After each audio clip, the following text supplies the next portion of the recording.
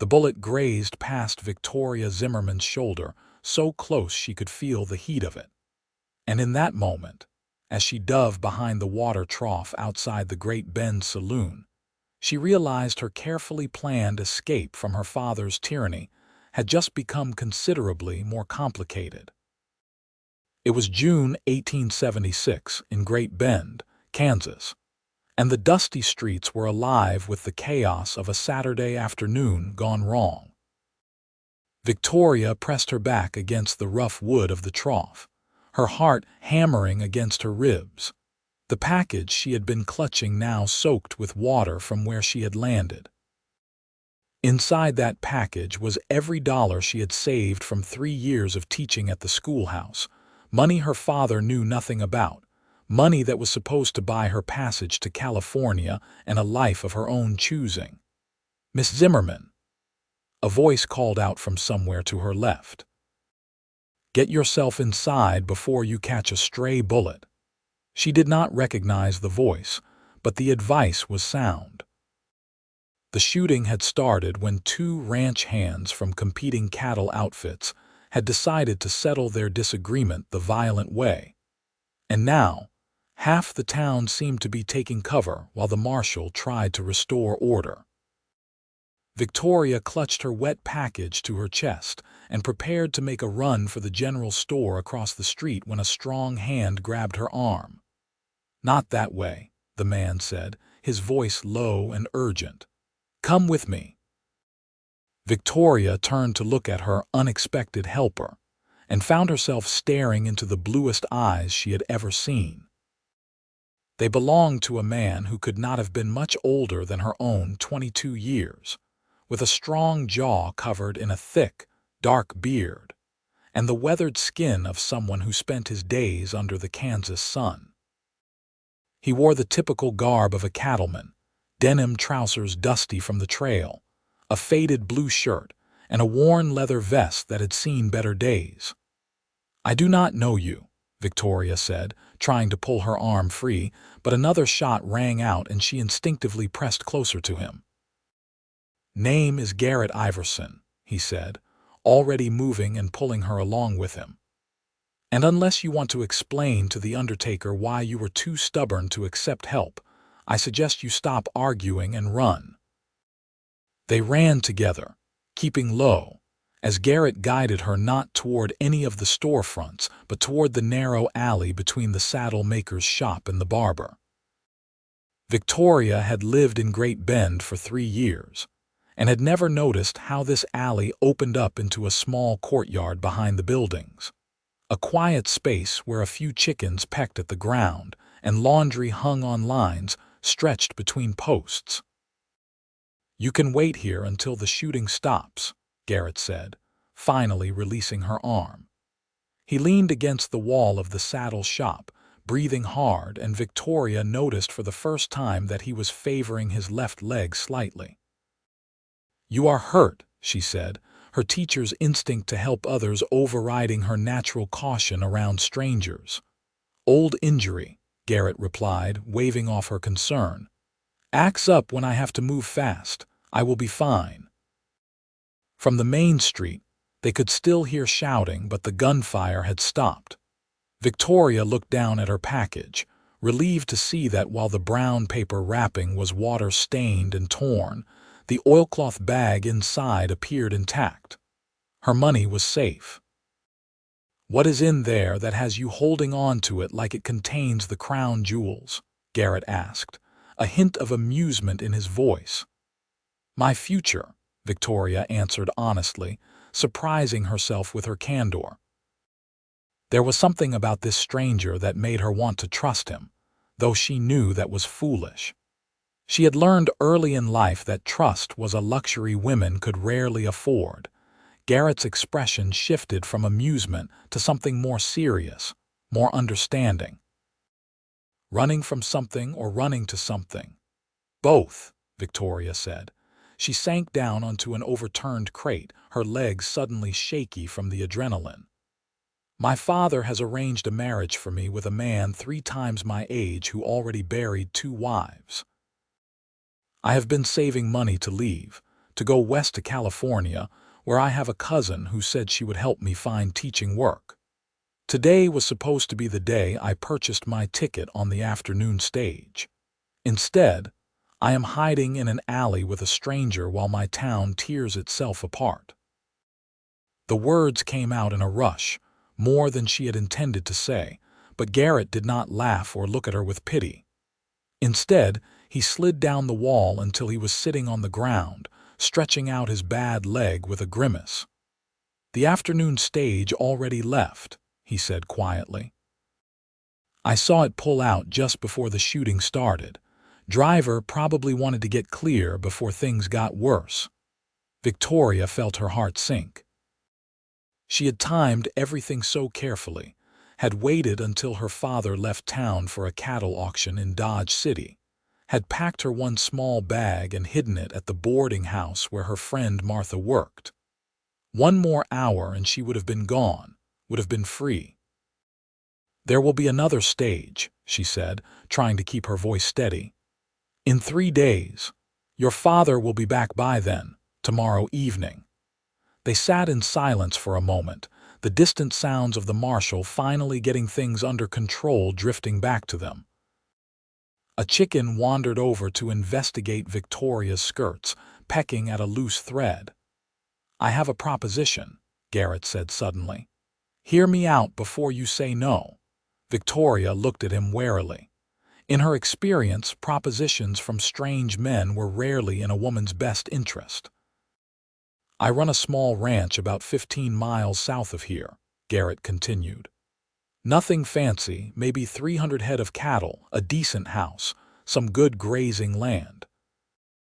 I took it over from my uncle when he passed 2 years ago, and I have been trying to make a go of it on my own, but the truth is I need help. I need someone who can read and write well enough to help me with the accounts, someone who can handle the business side of things while I handle the cattle. In return, I can offer fair wages, your own room, and respect." "You are offering me employment?" Victoria asked, not quite believing what she was hearing. "I am offering you a place to stay until you can figure out your next move," Garrett said. "If your father is looking for you, he will check the stage lines, the boarding houses, all the usual places. But he will not think to look for you at a working ranch, not right away. It would buy you time." It was a crazy idea, possibly dangerous, definitely improper. A young, unmarried woman living on a ranch with a bachelor. The scandal would be enormous if anyone found out. But the alternative was going back to her father's house, was marrying Chester Aldridge with his cold eyes and his gravestone smile, was giving up everything she had worked for. "Why would you help me?" Victoria asked. "You do not know me." Garrett was quiet for a long moment, his blue eyes distant. "I had a sister once," he finally said. "Sarah. She was promised to a man she did not love, a man who had a reputation for being cruel to his horses and his dogs. We tried to help her run, my mother and I, but my father found out. He dragged her back, made her go through with the wedding. She died 6 months later. The doctor said it was pneumonia, but I saw the bruises." Victoria felt tears prick at her eyes. "I am sorry. I swore after that I would never stand by and watch another woman be forced into something against her will," Garrett said, meeting her eyes. "So I am offering you a choice, Miss Zimmerman. Come work for me, honestly and fairly, until you have enough saved to get yourself to California or wherever else you want to go. Or take your chances here in town. Either way, the choice is yours." The chicken pecked at Victoria's shoe, and she shooed it away gently while she thought. Every rational part of her brain was screaming that this was madness, that she should not go off with a strange man to an isolated ranch. But there was something in Garrett Iverson's eyes, something in the way he had told her about his sister, that made her believe he was telling the truth. "I would need to get my bag from the boarding house," she said slowly. "And I would need to leave a note for my friend Martha so she does not worry." A smile spread across Garrett's face, transforming him from merely handsome to something that made Victoria's breath catch slightly in her throat. "We can do that. I need to pick up supplies from the general store anyway and check on my horse at the livery. We can leave within the hour if you are agreeable." "I have conditions," Victoria said, standing up and brushing the dust from her skirts. "I keep my own money. I have my own room with a lock on the door, and if at any point I decide to leave, you will not try to stop me." "Agreed," Garrett said, using the wall to help himself stand. "And I have conditions too. You do an honest day's work. You do not steal from me. And you do not bring trouble to my door if you can help it." "Agreed," Victoria said. They shook hands there in the dusty courtyard, and Victoria felt the calluses on Garrett's palm, the strength in his grip, and something else, a spark of something she could not quite name. She told herself it was just relief at having found a solution to her problem, just gratitude for his help. She was not foolish enough to confuse a business arrangement with anything more. But as they made their way carefully back to the main street, Garrett keeping a protective hand on her elbow, Victoria could not help but notice the way her heart was beating just a little faster than normal. And it had nothing to do with the danger they had just escaped. The town had calmed down considerably by the time they emerged from the alley. The marshal had the two troublemakers in custody, both sporting fresh bruises and shamefaced expressions. Townsfolk were emerging from their hiding places, already starting to gossip about what had happened and whose fault it was. Victoria kept her head down as Garrett walked her to the boarding house, not wanting to attract attention. Mrs. Henderson, who ran the boarding house, was on the porch fanning herself and complaining loudly to anyone who would listen about how the town was going to hell and respectable people were not safe anymore. "Wait here," Victoria told Garrett, then slipped inside before Mrs. Henderson could start asking questions. Her bag was exactly where she had left it, hidden under Martha's bed. Martha herself was not there, probably still at her job at the dress shop. So Victoria quickly scrawled a note explaining that she had found employment outside of town and would write again soon. She hated lying to her friend, but the less Martha knew, the safer she would be if Victoria's father came asking questions. When she came back outside, Garrett was leaning against the porch railing, apparently listening politely to Mrs. Henderson's continued tirade about the decline of civilized society. He caught Victoria's eye and she saw the hint of amusement there, which made her want to smile despite everything. "Ready?" he asked, taking her bag from her without asking permission. "Ready," she confirmed. They walked together to the general store, where Garrett loaded up on flour, sugar, coffee, and various other supplies while Victoria waited outside, her package of money now safely tucked into her bag. She watched the people of Great Bend going about their business, wondered how many of them would talk once word got out that she was gone, wondered what her father would do when he came home to find her missing. Frederick Zimmerman was not a man who accepted defiance well.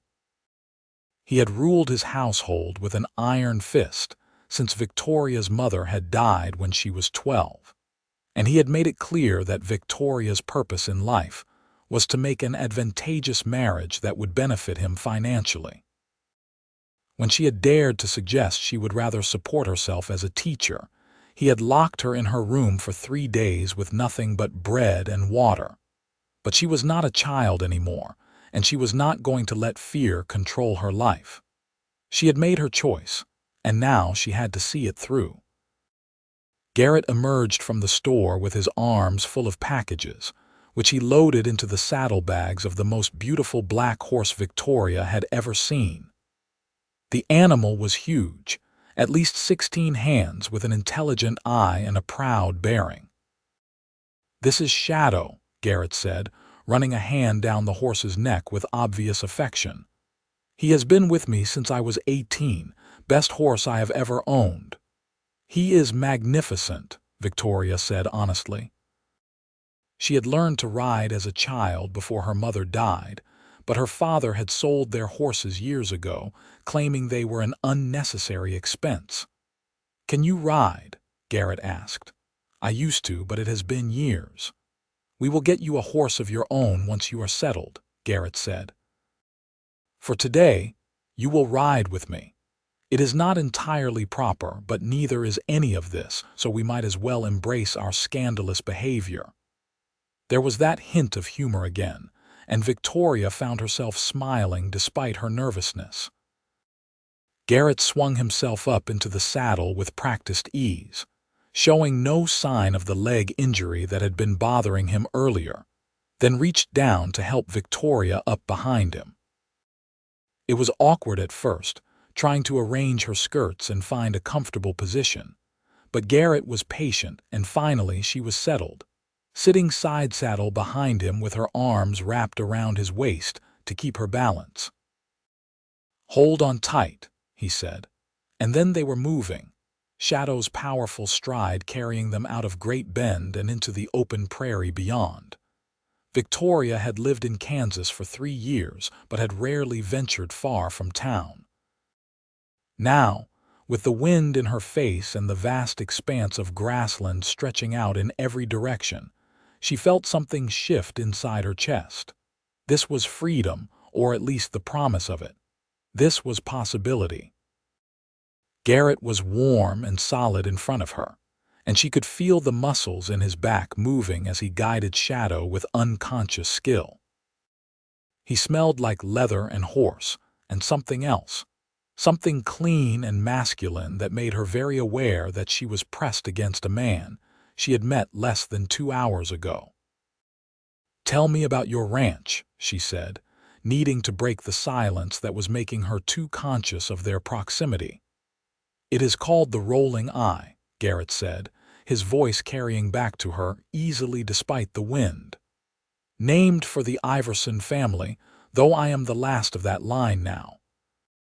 My uncle built the main house 20 years ago, solid construction, limestone foundation.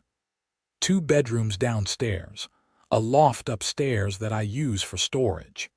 Kitchen is decent sized and there is a good well with sweet water.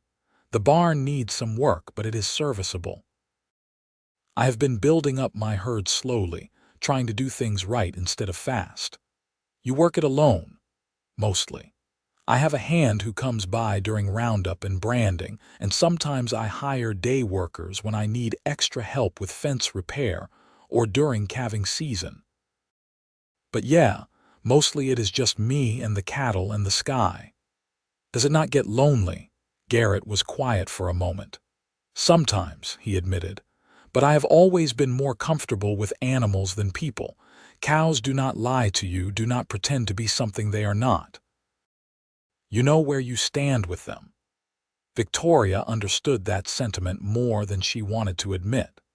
After years of navigating her father's unpredictable moods and the social machinations of small-town life, there was something appealing about the simplicity Garrett was describing. They rode in companionable silence for a while, the rhythm of Shadow's gait surprisingly soothing. The land here was beautiful in a subtle way, the grass turning golden under the June sun, occasional stands of cottonwood trees marking the presence of creeks and draws. Hawks circled overhead, riding the thermal currents, and once they startled a small herd of pronghorn antelope that bounded away across the prairie with effortless grace. "There," Garrett said eventually, pointing toward a low rise ahead. "Just over that hill." Victoria tightened her grip on his waist as Shadow climbed the gentle slope. And then they crested the rise, and she could see the rolling ice spread out below them. The house was exactly as Garrett had described it, a solid structure of limestone and wood that looked like it had grown out of the prairie itself. It was not large, but it had a welcoming quality, with a deep porch across the front and glass windows that caught the afternoon sun. The barn was bigger than the house, built of weathered red wood, and she could see a windmill turning lazily in the breeze, pumping water into a stock tank where several cattle were drinking. A small garden plot near the house showed signs of recent attention, and there were chickens pecking around the yard, adding a touch of domesticity to the scene. It was not fancy, but it was well maintained and clearly loved, and Victoria felt some of her apprehension ease. "It is lovely," she said honestly. "It is home," Garrett replied, and she could hear the pride in his voice. "Come on, let me show you around."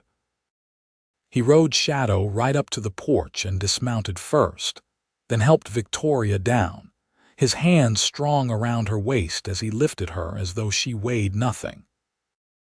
For a moment, they stood very close, close enough that Victoria could see the gold flecks in his blue eyes, close enough that she could feel the warmth radiating from his body. Then Garrett stepped back, clearing his throat, and the moment passed. "I will get you settled in the spare room," he said, grabbing her bag and the packages from the general store. "Then I need to see to Shadow and check on the cattle before dark." The inside of the house was clean and surprisingly well organized for a bachelor's home. The main room served as both kitchen and living area, with a large fireplace dominating one wall, a solid oak table with 4 chairs, and shelves lined with books, which surprised Victoria. The floor was swept clean, and although the furnishings were simple, everything was well made and functional. Garrett led her to one of the bedrooms off the main room. It was small but comfortable, with a narrow bed covered in a beautiful quilt, a washstand with a pitcher and bowl, a chest of drawers, and even a small writing desk under the window that looked out toward the barn. "It was my aunt's room," Garrett said, setting her bag on the bed. "She died before my uncle, but he kept her things. I cleaned out most of her personal belongings when I moved in, but I left the furniture and the quilt. She made that herself, always was proud of her needlework." Victoria ran her hand over the quilt, admiring the intricate pattern of stars and diamonds in shades of blue and white. "It is beautiful work. There are sheets in the chest and extra blankets if you need them. I am afraid the lock on the door is broken, but I can fix that tomorrow. For tonight, you have my word that you are safe here." "Thank you," Victoria said, meeting his eyes, "for all of this. I know you do not know me, and you are taking a risk bringing me here." "We are both taking risks," Garrett said, "but something tells me you are worth the gamble, Miss Zimmerman. If we are going to be living under the same roof, you should call me Victoria." "Victoria," he repeated, as though testing how her name felt on his tongue. "And you should call me Garrett. I will leave you to get settled. There is a pump outside the back door if you need fresh water, and the outhouse is behind the barn. I will be back before dark to fix us some supper." After he left, Victoria sat on the bed and looked around her new temporary home. The reality of what she had done was starting to sink in. She had run away with a stranger, was now miles from town with no way to get back if things went wrong, was completely dependent on Garrett Iverson's goodwill and honor. But as she unpacked her few belongings and carefully hid her package of money under the mattress, she found that she was not afraid. Nervous, yes, uncertain about the future, absolutely, but not afraid. There was something about Garrett that made her feel safe, something in the way he had spoken about his sister, the way he had helped her without asking for anything in return, the way he had looked at her like she was a person worthy of respect rather than just a commodity to be traded. Victoria washed her face and hands in the basin, changed from her town dress into a simpler work dress she had packed, and then went to explore the rest of the house. The other bedroom was clearly Garrett's, the door standing open to reveal a neatly made bed and not much else. The man seemed to live simply, without much concern for creature comforts beyond the basics. But those books on the shelves intrigued her. She had expected dime novels and maybe a Bible, but instead she found volumes of Shakespeare, several books on animal husbandry and range management, a complete set of Charles Dickens, and even some poetry. Whoever Garrett Iverson was, he was more educated than the typical cowhand.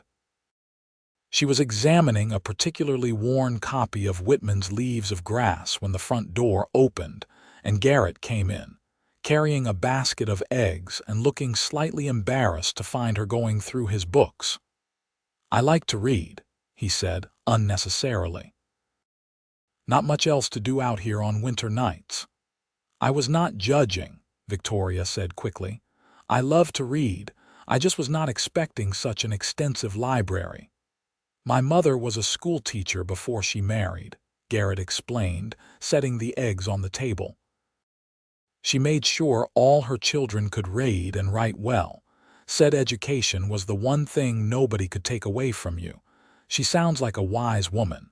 She was.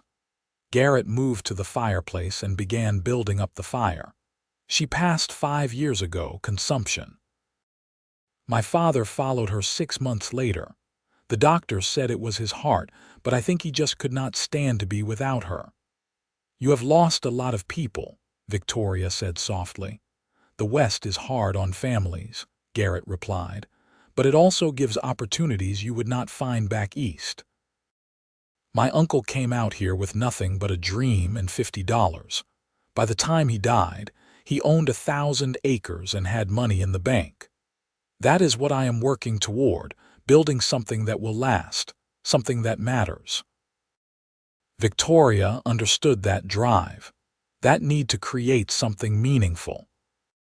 She had felt it herself when she started teaching, when she had helped a child who struggled with reading finally understand how letters formed words, when she had seen the pride on a young student's face after successfully solving a difficult arithmetic problem.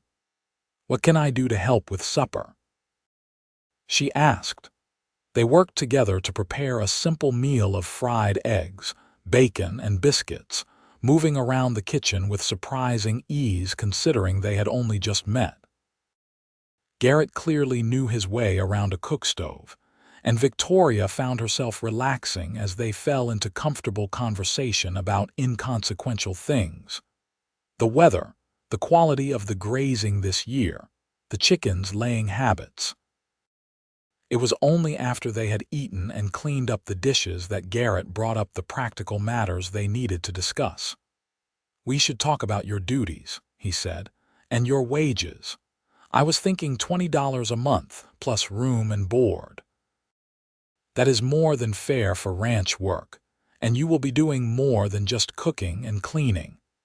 I need help with the accounts, with keeping track of the herd records, with correspondence. My handwriting is terrible and my spelling is worse, though do not tell anyone or they will question all those fancy books I own."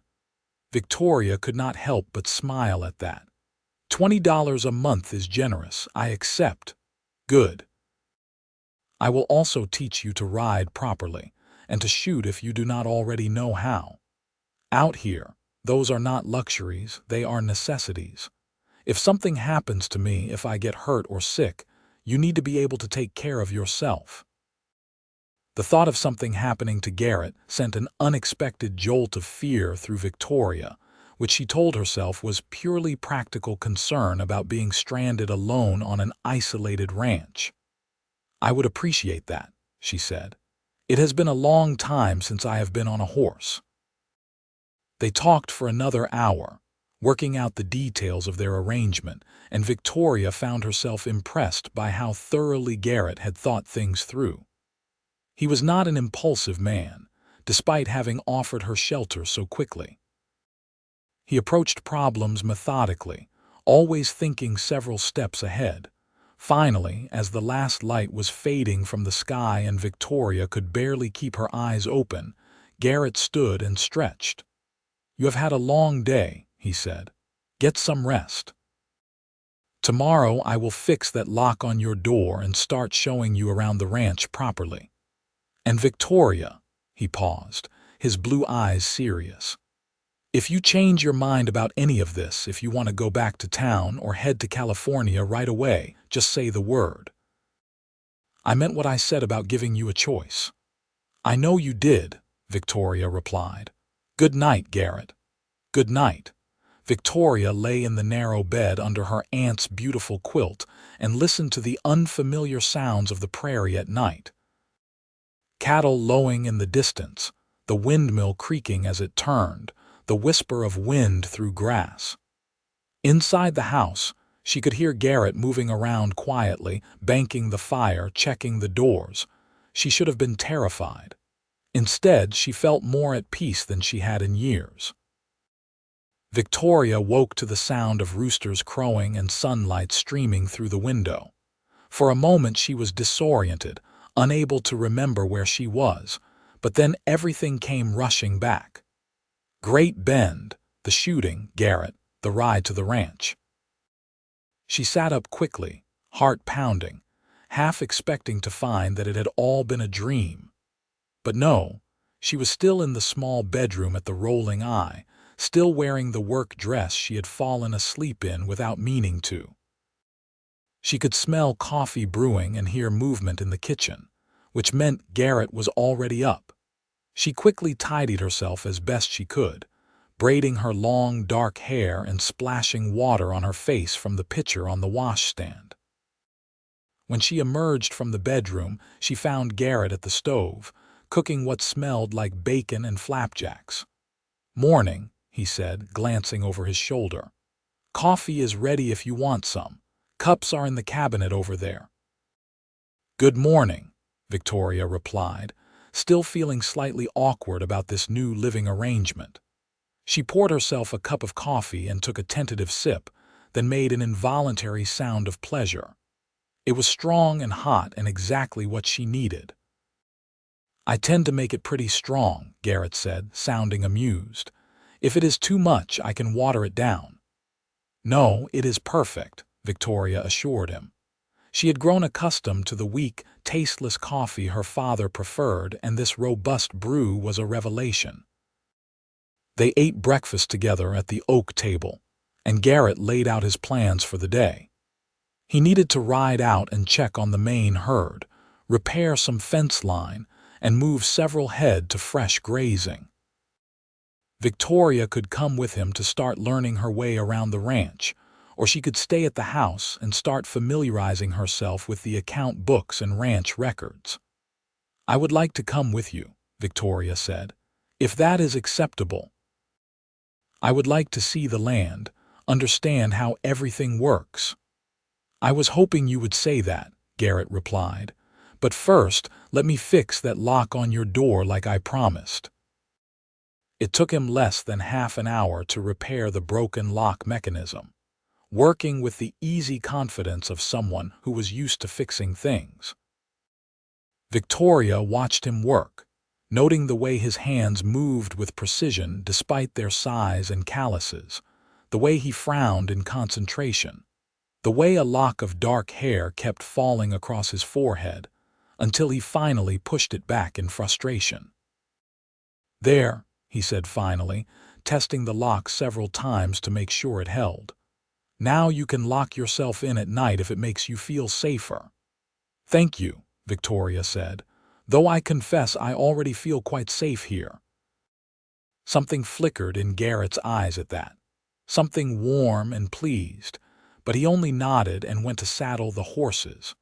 Victoria followed him out to the barn, a structure that was even more impressive up close than it had been from a distance. It was well built and organized with stalls for horses, an area for storing hay and grain, and various tools and equipment hanging neatly on the walls.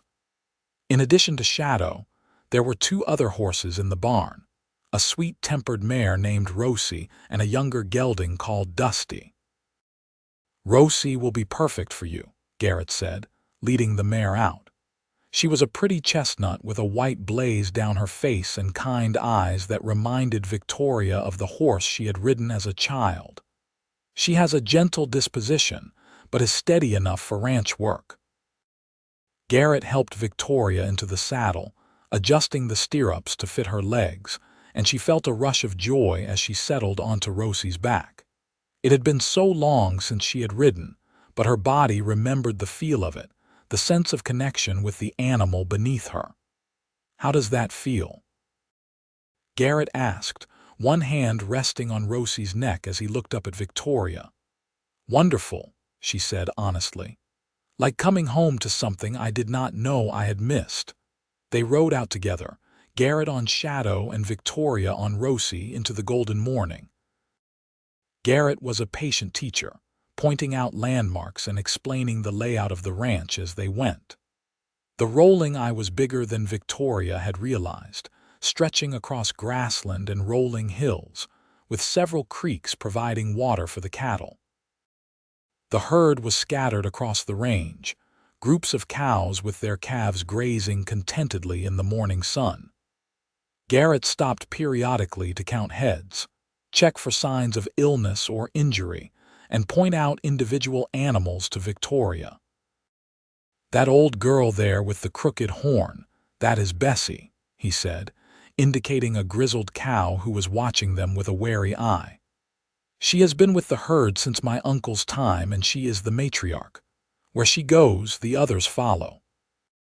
Victoria was fascinated by how much personality Garrett seemed to attribute to the cattle, how he could tell them apart and knew their individual quirks and habits.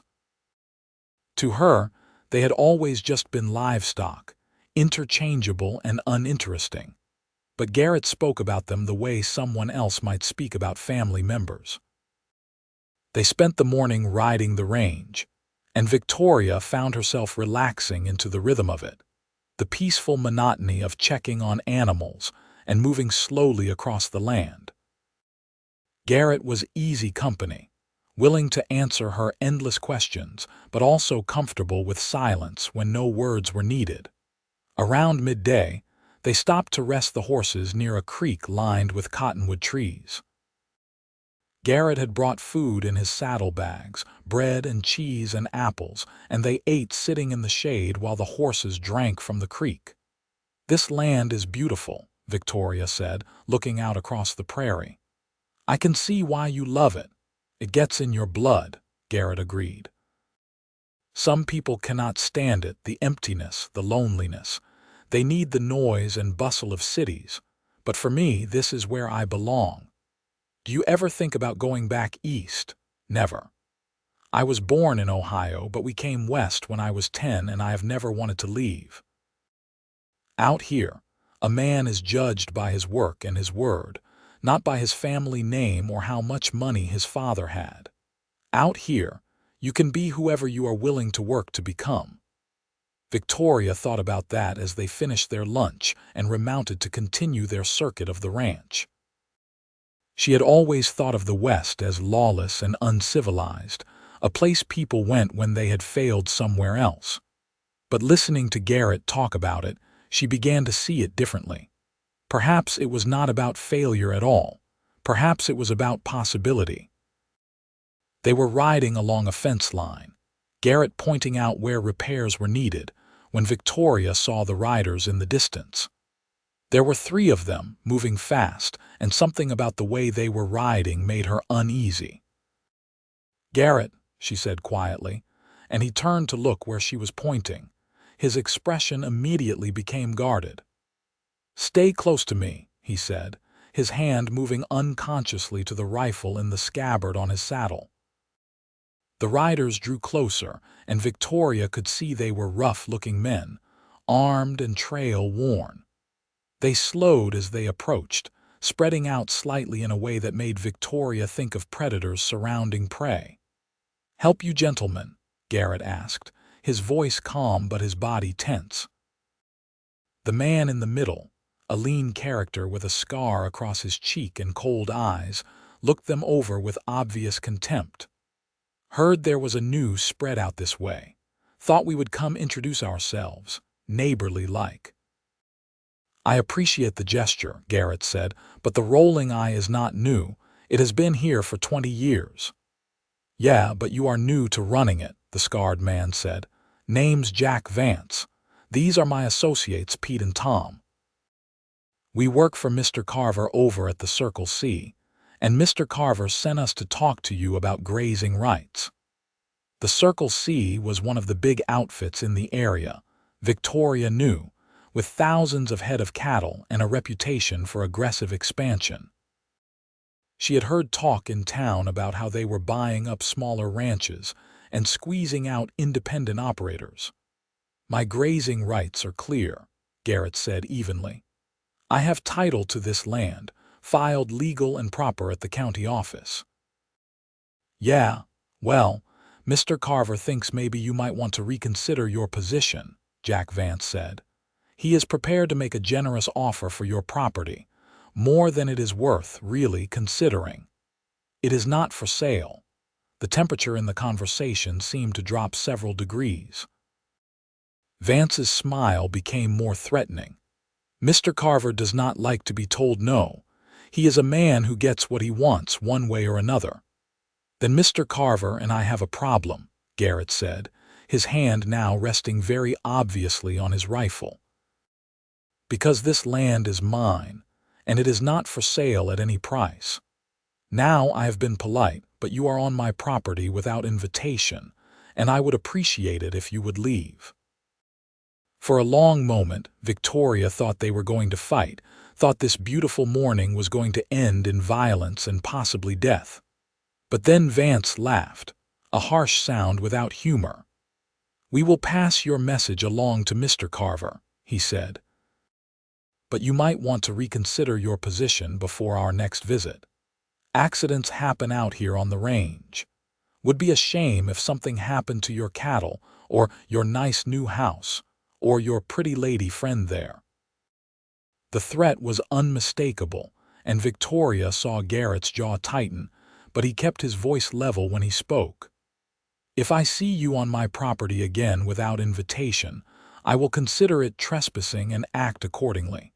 That is not a threat, that is a promise." Vance and his companions wheeled their horses and rode off, but not before Vance gave Victoria a look that made her skin crawl. Only when they were well out of sight did Garrett relax slightly, though his expression remained grim. "I am sorry you had to see that," he said quietly. "Who is Mr. Carver?" Victoria asked, though she thought she could guess. "Thomas Carver owns the Circle C, the biggest ranch in this part of Kansas.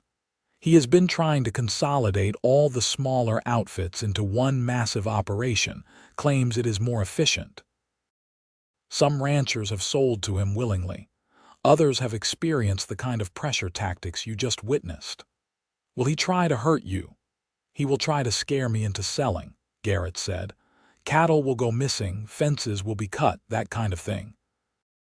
He will make it as difficult as possible for me to operate until I give up. But I am not giving up. This land is mine, and I am keeping it."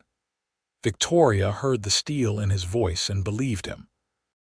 But she also understood now that by coming here, by accepting Garrett's help, she had walked into the middle of a conflict that could turn dangerous very quickly. "Maybe I should go back to town," she said quietly. "I do not want to put you in more danger." Garrett turned shadow to face her, his blue eyes intense. "Victoria, men like Carver have been trying to push me around since I took over this ranch. You being here does not change that, and I will be damned if I let him scare off the first person I have actually enjoyed talking to in 2 years." Despite the seriousness of the situation, Victoria felt warmth bloom in her chest at his words. "You enjoy talking to me." "I do," Garrett said simply. "Now come on, we still have fence to check and I want to make it back to the house before dark." They continued their work, but the encounter with Vance and his men had cast a shadow over the day. Victoria found herself looking over her shoulder frequently, jumping at unexpected sounds. Garrett seemed more alert too, though he tried to hide his concern. By the time they rode back to the house that evening, Victoria was exhausted, sore in muscles she had forgotten she had, and more worried than she wanted to admit. But she was also exhilarated in a strange way.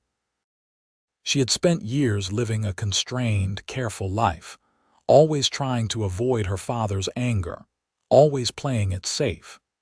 Today she had ridden across the open prairie, had faced down threatening men, had felt truly alive for the first time she could remember.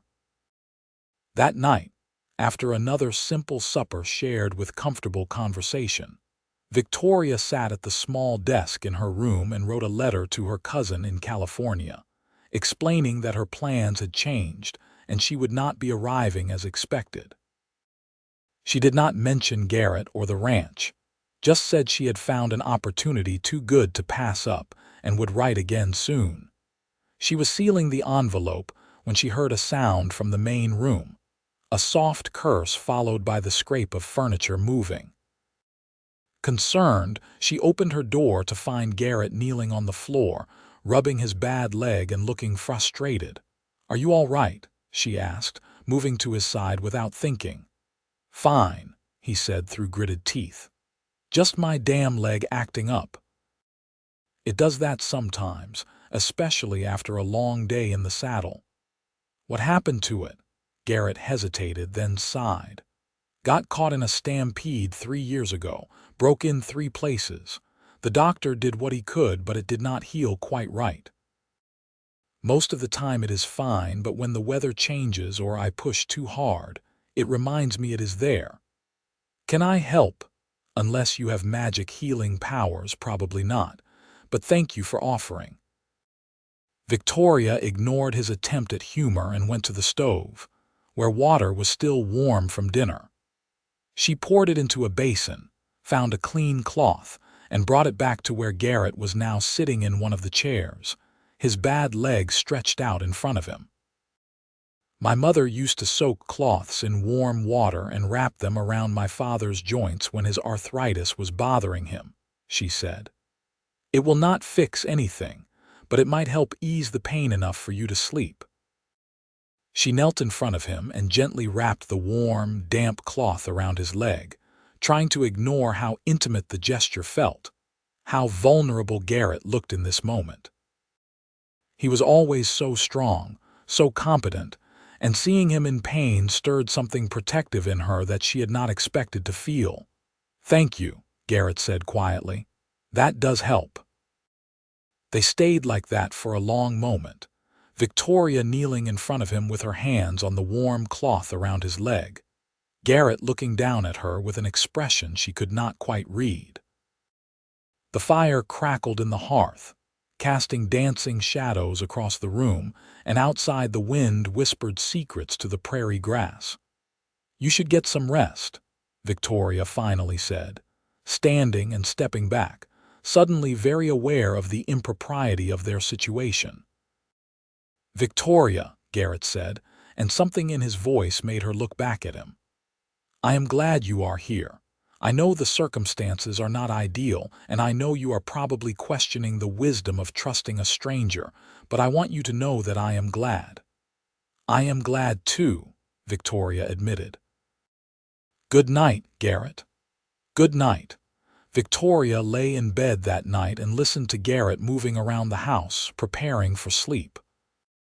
She thought about his hands, strong but gentle, thought about the way he had looked at her in the firelight, thought about the strange flutter in her chest when he had said he enjoyed talking to her. This was supposed to be a temporary arrangement, a means to an end. She was supposed to be saving money and planning her escape to California, not developing feelings for a cowboy with a bad leg and too much pride to sell his ranch to a bully. But as she drifted off to sleep, it was Garrett's blue eyes she saw, Garrett's voice she heard, and the memory of his warmth that followed her into her dreams. The next few weeks fell into a comfortable routine. Victoria rose early each morning to help with breakfast, then spent her days learning the ins and outs of ranch management. Garrett was a patient teacher, showing her how to keep the account books, how to track the cattle, how to read the weather and the land. He also made good on his promise to teach her to ride properly. Most afternoons they would take the horses out, and Garrett would put her through her paces, teaching her not just how to sit a horse but how to work from horseback, how to move cattle, how to navigate rough terrain. Victoria proved to be an apt student, and she felt her confidence growing with each passing day. In the evenings, they would often sit on the porch after dinner and talk. Victoria learned that Garrett had attended 2 years of college back in Ohio, before his family moved west, that he had wanted to be a veterinarian but had given up those dreams to help his father build their new life in Kansas. He learned that Victoria had started teaching at 17, that she loved literature and mathematics equally, that she had once dreamed of opening her own school, but her father had forbidden it. They talked about everything and nothing, and Victoria found herself looking forward to those conversations more than anything else in her day. Garrett made her laugh with stories about stubborn cattle and the various mishaps that occurred on a working ranch. She made him think with her observations about society and human nature, challenging assumptions he had never questioned.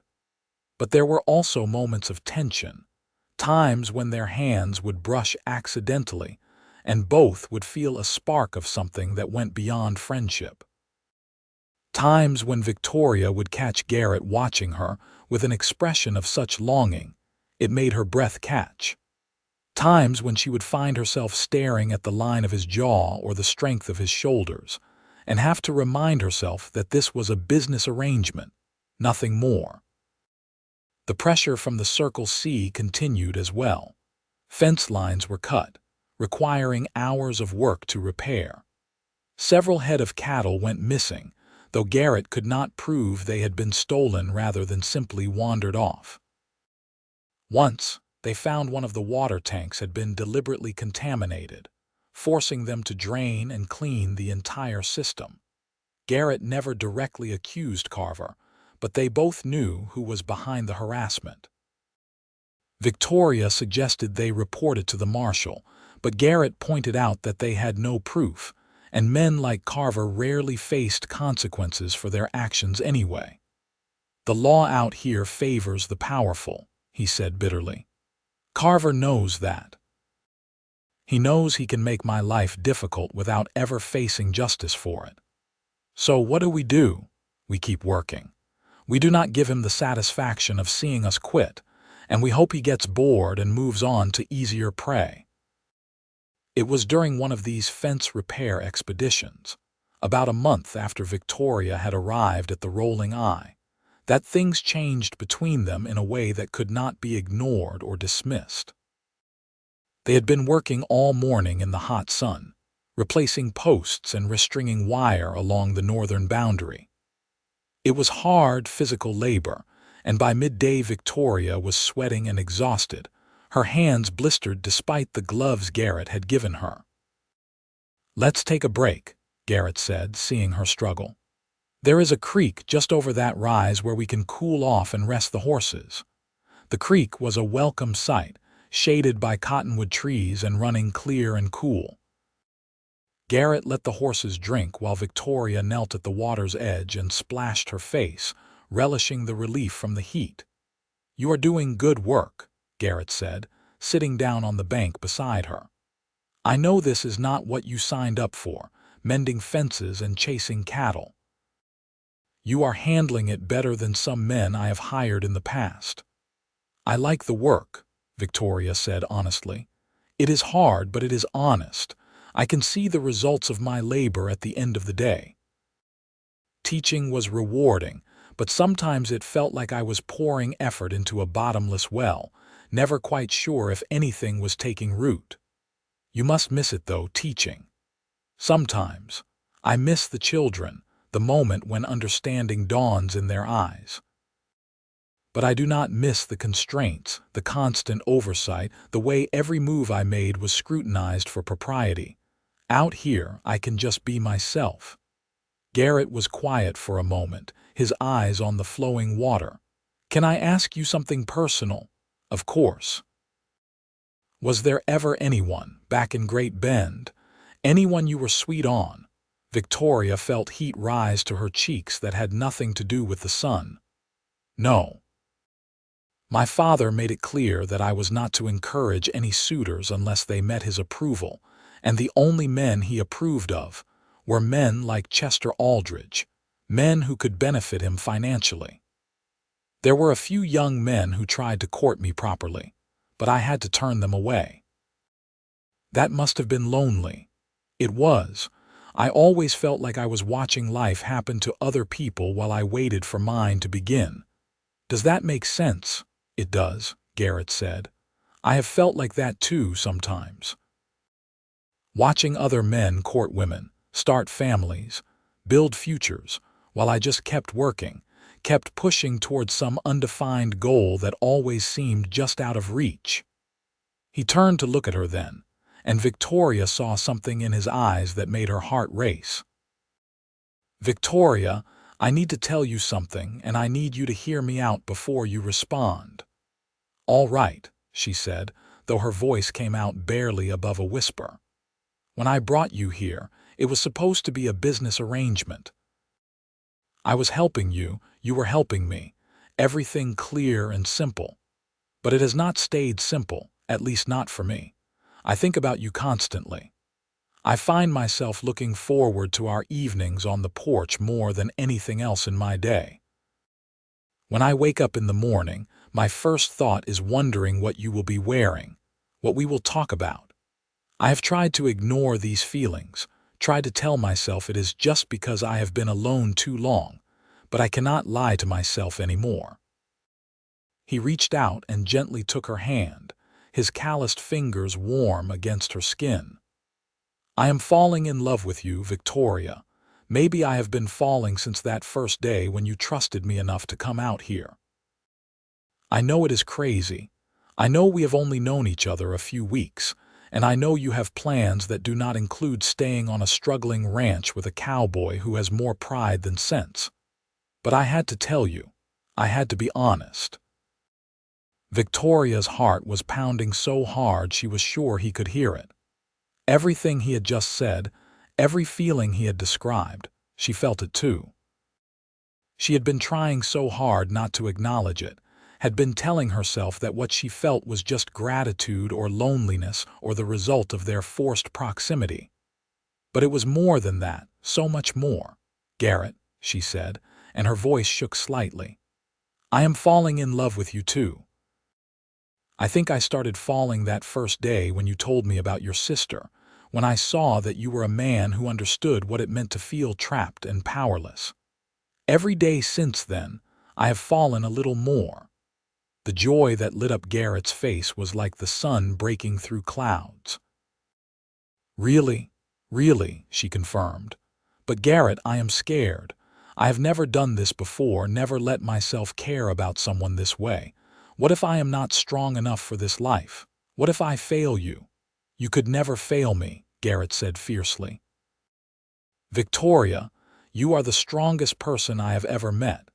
You left everything you knew to escape a life you did not want. You adapted to ranch work without complaint.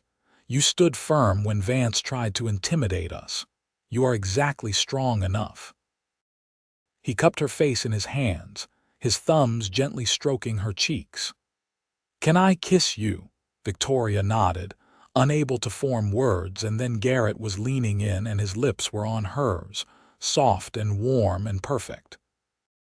It was Victoria's first kiss, and it felt like coming home and setting out on an adventure all at the same time.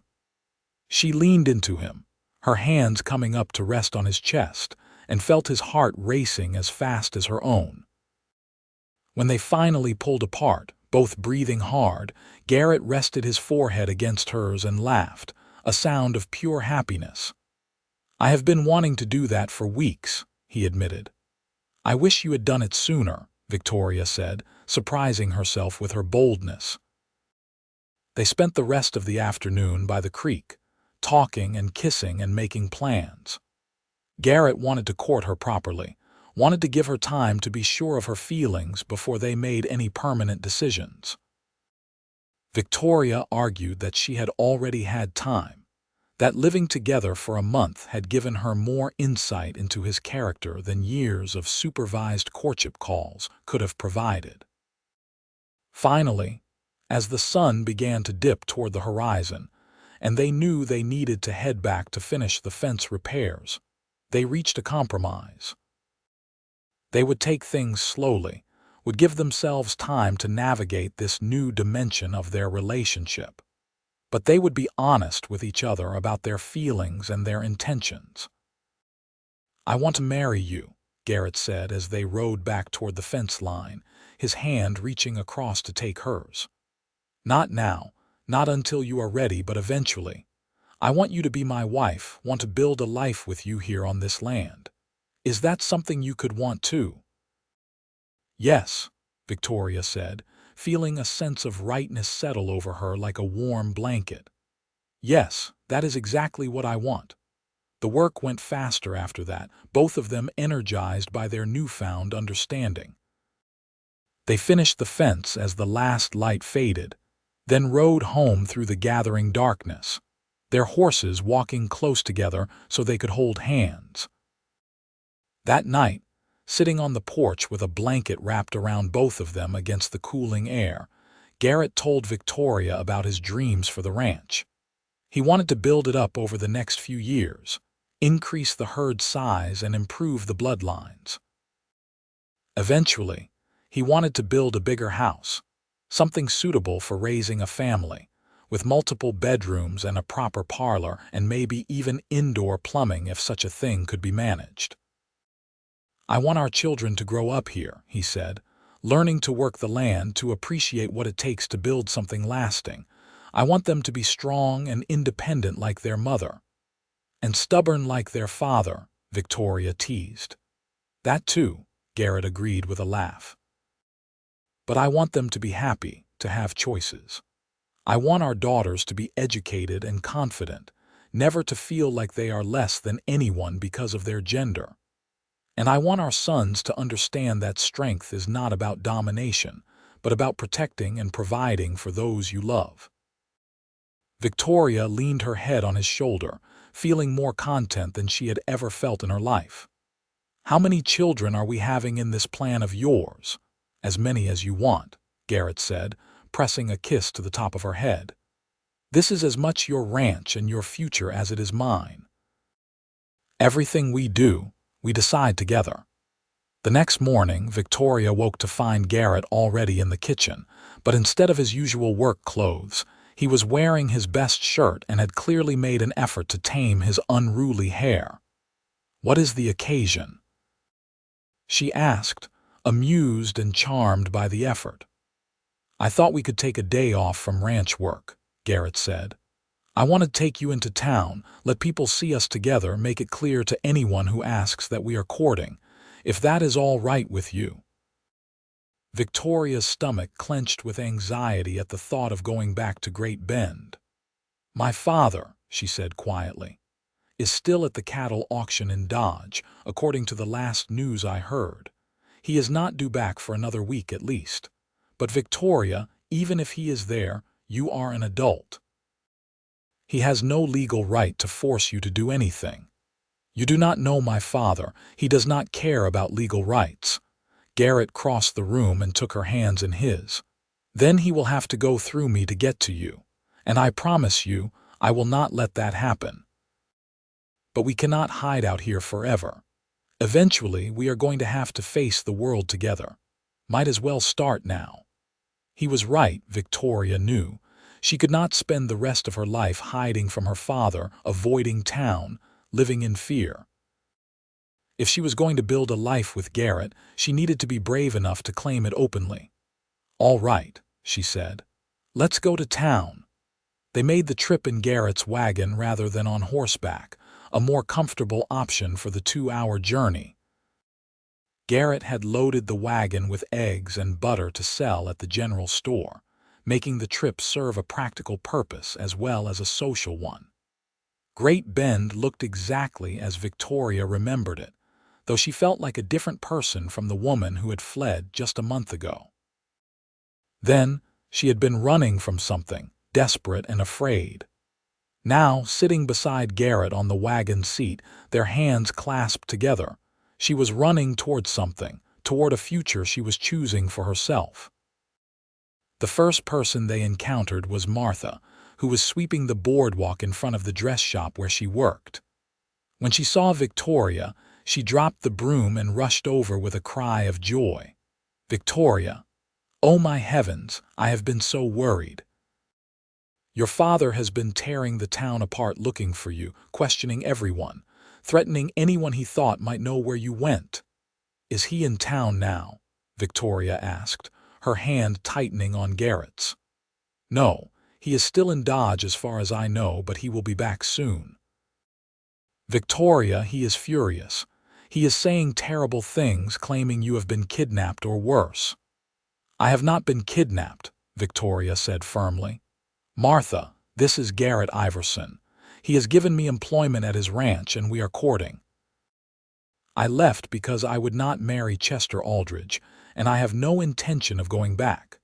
Martha looked between them, taking in their clasped hands and the way they stood close together.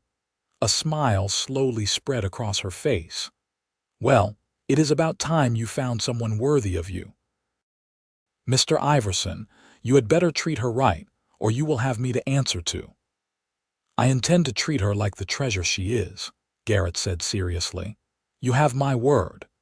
They spent the next hour in town, and Victoria felt her anxiety ease as she realized that most people were happy for her.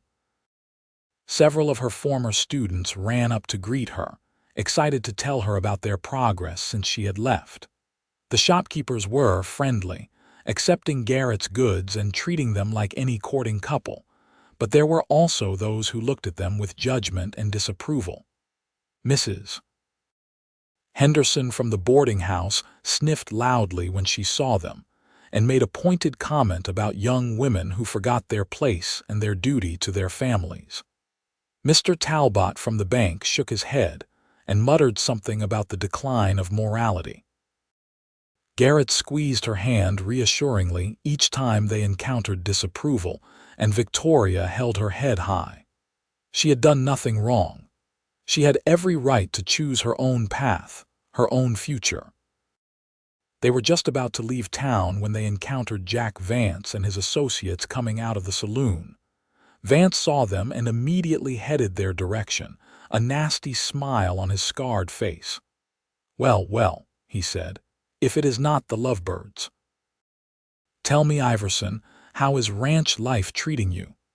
Managed to keep all your cattle this week, or did some more wander off?" "Stay away from my property, Vance," Garrett said, his voice hard. "And stay away from Victoria." "Touchy," Vance said, but his eyes were on Victoria in a way that made her skin crawl.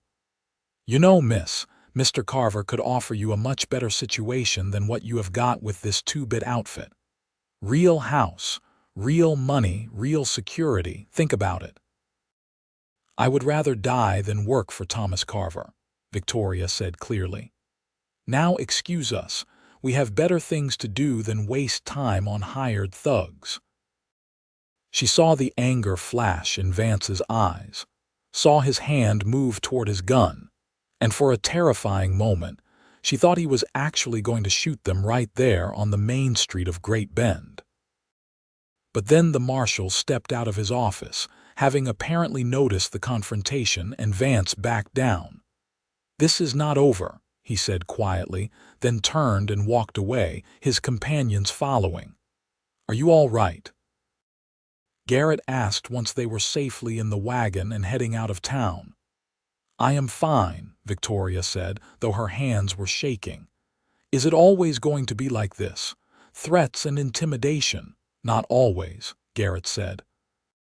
"Eventually, Carver will either give up or make a move, and we will deal with it when it happens. But I am not going to let him scare me off my land, and I am not going to let him hurt you. Whatever happens, we face it together." The ride back to the ranch was quiet, both of them lost in thought. Victoria felt the weight of reality settling on her shoulders. This was not a romantic story where love conquered all obstacles easily. This was real life, with real dangers and real consequences. Men like Carver did not simply give up when they wanted something. And her father was not going to accept her defection without a fight. But looking at Garrett beside her, seeing the determination in his jaw and the strength in his shoulders, she felt her resolve harden. She had spent too many years being afraid, being controlled by other people's expectations and demands. She had found something real with Garrett, something worth fighting for, and she was not going to let fear steal that away. That evening, as they sat on the porch watching the sun set over the prairie, Victoria brought up something that had been weighing on her mind. "Garrett, what if my father tries to force me to come back? What if he brings the law?" "On what grounds?" Garrett asked. "You are 22 years old, legally an adult. You left of your own free will. There is no law that says you have to live where your father wants you to live or marry who he wants you to marry. My father has never cared much about what the law actually says. He cares about what he can convince people the law says." Garrett thought about that for a moment. "Then we make it impossible for him to have any claim on you. Victoria, I was planning to wait to give you more time, but maybe waiting is not the smart thing to do. Maybe we should get married as soon as possible. Once you are my wife, your father has no legal standing to interfere in your life." Victoria's heart leaped at the suggestion, but she forced herself to think it through rationally. "I do not want you to marry me just to protect me from my father. That is not a good foundation for a marriage." "That is not why I am suggesting it," Garrett said, turning to face her fully. "I am suggesting it because I love you and I want you to be my wife. The protection it offers from your father is just a practical benefit. Victoria, if you need more time, I understand and I will wait as long as you need. But if you are ready, if you want this as much as I do, then why wait?" "I want this," Victoria said softly. "I want to be your wife, want to build a life with you here. But Garrett, marriage is permanent. Are you absolutely certain you want to tie yourself to me? To all the complications I bring with me?" Garrett took her face in his hands, his blue eyes intense. "I have never been more certain of anything in my life. You are not complications, Victoria. You are possibility. You are joy. You are the future I have been working toward without even knowing it. So yes, I want to tie myself to you permanently and irrevocably. The question is, do you want that too?" "Yes," Victoria whispered. "Yes, I want that too." Garrett kissed her then, a kiss that held promise and passion and the beginning of forever. When they finally pulled apart, both were grinning like fools. "We should do it properly," Garrett said. "I should have a ring for you, should ask your father's permission even though we both know he would refuse." "I do not need a ring," Victoria said, "and I do not need my father's permission. All I need is you and a preacher willing to marry us." The preacher in Great Bend would probably refuse, given the circumstances. But there is a circuit preacher who comes through this area every few weeks. His name is Reverend Matthews, and he is a good man, not given to judgment. I could send word asking him to come to the ranch when he is next in the area. How long would that take? He was here about 2 weeks ago, so probably another month or so before he comes around again. A month felt like forever, but Victoria knew it was the sensible thing to do. They could use that time to make preparations, to ensure everything was in order. And if her father came looking for her before then, at least they would know a wedding was forthcoming. "All right," she agreed. "We will wait for Reverend Matthews." But fate, as it turned out, had other plans. 3 days later, Victoria was in the garden weeding the vegetable patch when she heard horses approaching. Garrett was out checking the herd, and she was alone at the house. Her first thought was that it might be Vance and his men again, and she started to stand, ready to run for the rifle Garrett kept by the door. But the voice that called out was horribly familiar. "Victoria, I know you are here, girl. Show yourself, her father. Frederick Zimmerman sat astride a large bay horse, flanked by two men Victoria did not recognize. He looked older than she remembered, his face lined with anger and something that might have been worry, his clothes dusty from hard riding. "There you are," he said, spotting her in the garden. "Get your things. We are leaving." "No," Victoria said, proud that her voice came out steady despite her racing heart. "I am not going anywhere with you, father." "You will do as you are told," Frederick snapped, dismounting. "This nonsense has gone on long enough.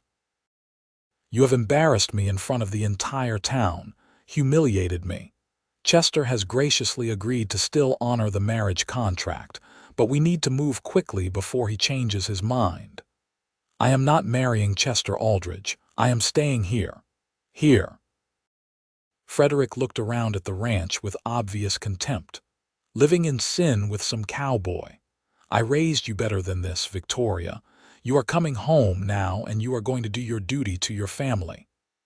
"This is my home," Victoria said, "and Garrett and I are not living in sin.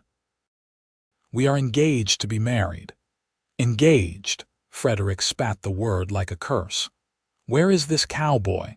I would like to have a word with him about stealing other men's daughters." "I did not steal anything." Garrett's voice came from behind Frederick, and Victoria saw him approaching on shadow, his rifle resting across his saddle. He must have seen the riders from out on the range. "Victoria came here of her own free will, seeking employment. That she and I have fallen in love is nobody's business but our own." Frederick whirled to face him, his hand moving to the gun at his hip. "You have some nerve, boy. That is my daughter. I have every right to take her back." "She is not property," Garrett said, dismounting but keeping himself between Frederick and Victoria. "She is a grown woman capable of making her own choices, and she has chosen to stay here with me." "I will see you hanged for this," Frederick threatened. "I will go to the marshal, tell him you kidnapped her." "Go ahead," Garrett said calmly. "Tell him how your adult daughter, who was running from a forced marriage to a man she did not love, accepted employment at her ranch and fell in love with the owner. I am sure the marshal will be very concerned." The two men Frederick had brought with him were looking increasingly uncomfortable with the confrontation. One of them cleared his throat. "Mr. Zimmerman, maybe we should go. The young lady seems to be here voluntarily." "Shut up," Frederick snapped. Then to Victoria, "If you do this, if you defy me in this, you are no longer my daughter. I will disown you completely. You will not get a penny of your mother's inheritance. You will not be welcome in my home. You will be dead to me. Is that what you want?" The words should have hurt, but instead Victoria felt only relief. "If that is what it takes for me to be free to live my own life, then yes, father, that is what I want." Frederick's face turned purple with rage. For a moment, Victoria thought he might actually strike her. But Garrett moved slightly, a subtle shift that put him more directly in Frederick's path, and the older man seemed to reconsider. "You will regret this," Frederick said coldly. "Both of you. When this cowboy gets tired of you, when he leaves you with nothing, do not come crawling back to me. When you are starving and desperate, living in poverty on this God-forsaken piece of dirt, remember that you chose this." "I will remember," Victoria said. "I will remember that I chose love and freedom over duty and fear, and I will never regret it." Frederick remounted his horse with sharp, angry movements. "You are making a mistake," he said, his voice hard. "But you always were a stubborn, foolish girl, just like your mother." He wheeled his horse around and rode off without another word, his two companions following. Victoria watched until they were out of sight, and only then did she allow herself to collapse, her legs suddenly too weak to hold her. Garrett caught her before she hit the ground, his arms strong and steady around her. "I have got you," he murmured into her hair. "You are safe. He is gone." Victoria buried her face in his chest and let herself cry, great shaking sobs that released years of pent-up fear and pain and anger. Garrett held her through it all, one hand stroking her hair, murmuring words of comfort and support. When the tears finally subsided, Victoria pulled back enough to look up at him. "Did you mean it?" she asked. "About getting married? Because I do not want to wait anymore. I do not want to spend another day living in fear that someone is going to show up and try to tear us apart. I want to be your wife, Garrett, now, as soon as possible. We can ride to Great Bend tomorrow," Garrett said. "Find a preacher, get a license, make it legal and binding, if you are sure that is what you want." "I am sure," Victoria said. "I have never been more sure of anything." That night, they made plans. They would ride to Great Bend first thing in the morning before Frederick could cause any more trouble.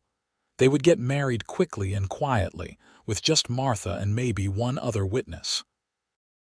It would not be the wedding Victoria had dreamed about as a little girl, with a white dress and flowers and all her friends in attendance, but it would be real and it would be theirs. Victoria could barely sleep that night, her mind racing with excitement and nervousness and joy.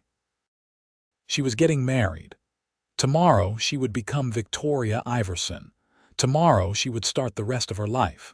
But when she finally drifted off to sleep, her dreams were troubled.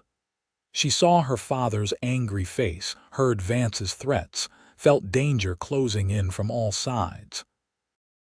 She woke several times, her heart pounding, and had to remind herself that she was safe, that Garrett was just on the other side of the wall, that everything was going to be all right.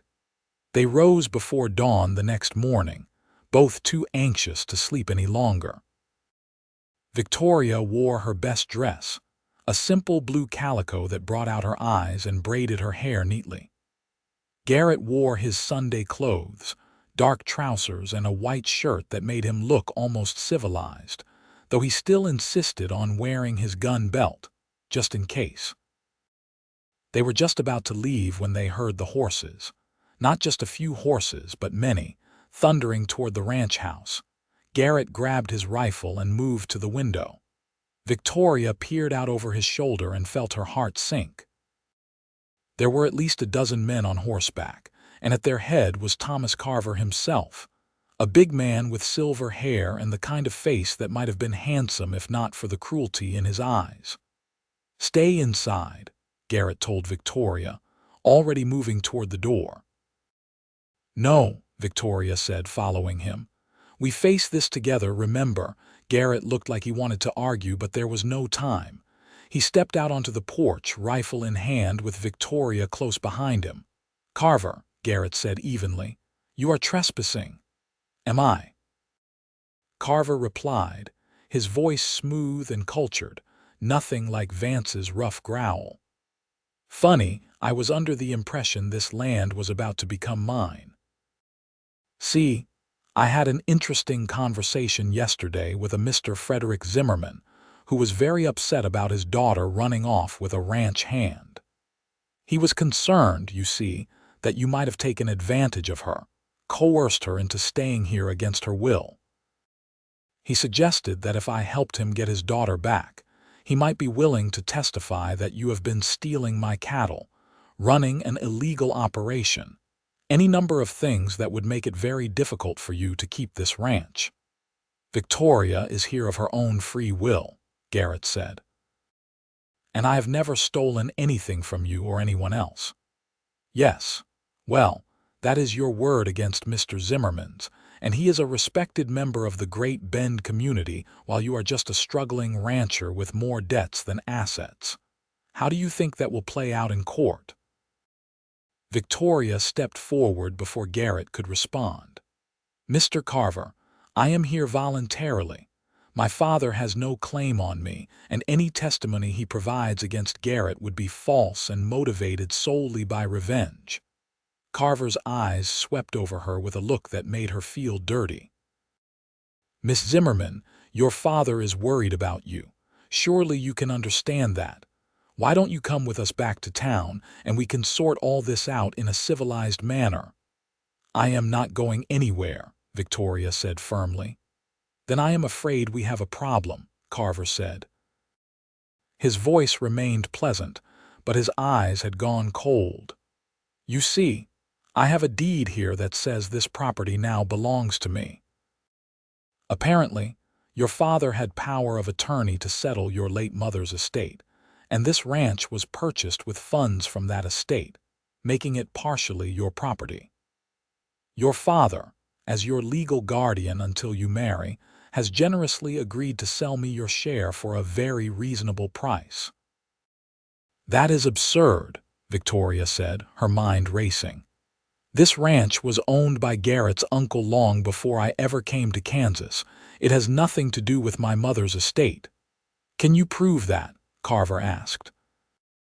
"Do you have the title papers, the sale documents, the chain of ownership clearly documented?" Garrett's face had gone pale. "The papers are in the house. My uncle's will, the transfer of ownership, everything is in order. Then you would not mind showing them to me, would you? Just to clear up this unfortunate confusion." Garrett hesitated, clearly torn between not wanting to leave Victoria alone on the porch and needing to get the papers to prove his ownership. Finally, he handed Victoria the rifle. "Stay here. Do not let any of them inside." He went into the house, and Victoria stood on the porch, the rifle heavy in her hands, facing down Thomas Carver and his small army of hired men.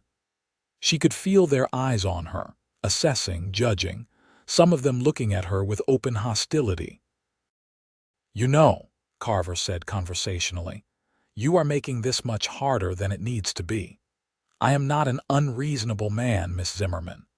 I would be willing to offer you employment at the Circle C, a real position with real wages. You could teach the children of my ranch hands, live in comfort and security.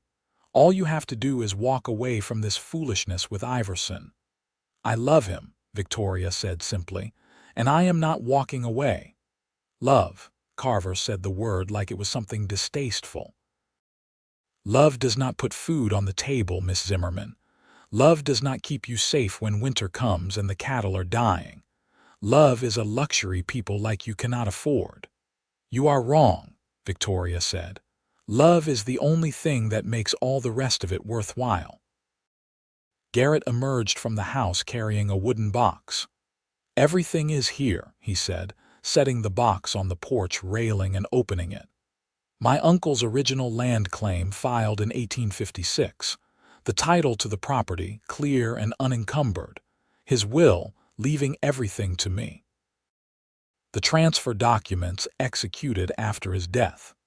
There is no connection to any Zimmerman estate, no claim you or Frederick Zimmerman could possibly have on this land." Carver looked through the papers with obvious frustration, clearly having hoped they would not be so well organized. Finally, he handed them back. "These appear to be in order," he admitted. "But that does not change the fact that you are harboring a young woman against her father's wishes. That is still a crime, Iverson." "I am not harboring her," Garrett said. "She is my employee and my fiancée. We are getting married today, which makes any claim her father has completely moot." "You are not married yet," Carver pointed out. "Until you are, she is still under her father's authority, legally speaking, and I have been authorized by Mr. Zimmerman to retrieve her by whatever means necessary. If you try to take her, you will have to go through me," Garrett said quietly, and there was steel in his voice that made several of Carver's men shift uncomfortably in their saddles. For a long moment, the tension stretched taut like a wire about to snap. Victoria could feel her heart pounding, could see Garrett's finger resting near the trigger of his rifle, could sense the violence about to explode. Then a new voice called out from the road. "Well now, seems like I arrived just in time for the exciting part." Everyone turned to see a man riding toward them on a sturdy mule, a man dressed in black with a white collar that marked him as a preacher. He was older, maybe 60, with kind eyes and a weathered face that suggested he had seen much of life's hardships and learned compassion from them. "Reverend Matthews," Garrett said, relief evident in his voice. "Thank God. I was on my way to the Hendricks place when I saw all the horses," Reverend Matthews said, dismounting. "Thought maybe someone needed a preacher, which turned out to be accurate, just not in the way I expected. Now, would someone like to tell me what is going on here?" Garrett quickly explained the situation while Carver looked increasingly frustrated. When Garrett finished, Reverend Matthews nodded thoughtfully. "Seems to me the solution is pretty simple," the preacher said. "If the issue is that Miss Zimmerman is unmarried and therefore supposedly under her father's authority, then we solve that by getting her married. I am here. I am authorized to perform marriages, and if both parties are willing, we can do it right now." "You cannot be serious," Carver protested. "That is highly irregular." "Actually, it is perfectly legal," Reverend Matthews said mildly. "All that is required is the consent of both parties, a licensed minister, and a witness. I have got my license. These two young people clearly consent, and you have got a whole crowd of witnesses here. Seems to me we have everything we need." "We do not have a license," Victoria said quietly. "Do not need one in Kansas as of last year," the Reverend replied. "New law. Just need the consent and the minister. So, Garrett Iverson, do you take this woman to be your lawfully wedded wife?" "I do," Garrett said firmly. "And Victoria Zimmerman, do you take this man to be your lawfully wedded husband?" "I do," Victoria said, her voice strong and clear. "Then, by the power vested in me by the territory of Kansas and the Methodist Episcopal Church, I pronounce you man and wife. You may kiss your bride, son." Garrett pulled Victoria into his arms and kissed her soundly, right there on the porch in front of God and Thomas Carver and a dozen witnesses. When they finally pulled apart, both were grinning despite the dangerous situation. "Now then," Reverend Matthews said, turning to Carver, "unless you have some other legal claim on this property or these people, I suggest you and your men move along. This is private property and you are trespassing." Carver's face was mottled with rage, but there was nothing he could do. Victoria was married now, legally and irrevocably. Frederick Zimmerman had no claim on her, and Carver had no excuse to be on the Rolling Eye property. "This is not over," Carver said, echoing Vance's earlier threat. "You have made an enemy today, Iverson. That will cost you." "I will take my chances," Garrett replied. Carver and his men rode off, and only when they were out of sight did Victoria allow herself to collapse against Garrett, her legs shaking with reaction. "We are married," she said wonderingly. "We are married," Garrett confirmed, holding her tight. Reverend Matthews cleared his throat delicately. "I hate to interrupt the moment, but would either of you mind explaining what exactly is going on? I feel like I just performed a wedding under somewhat unusual circumstances." They invited the Reverend inside and told him the whole story over coffee and the last of the previous night's biscuits.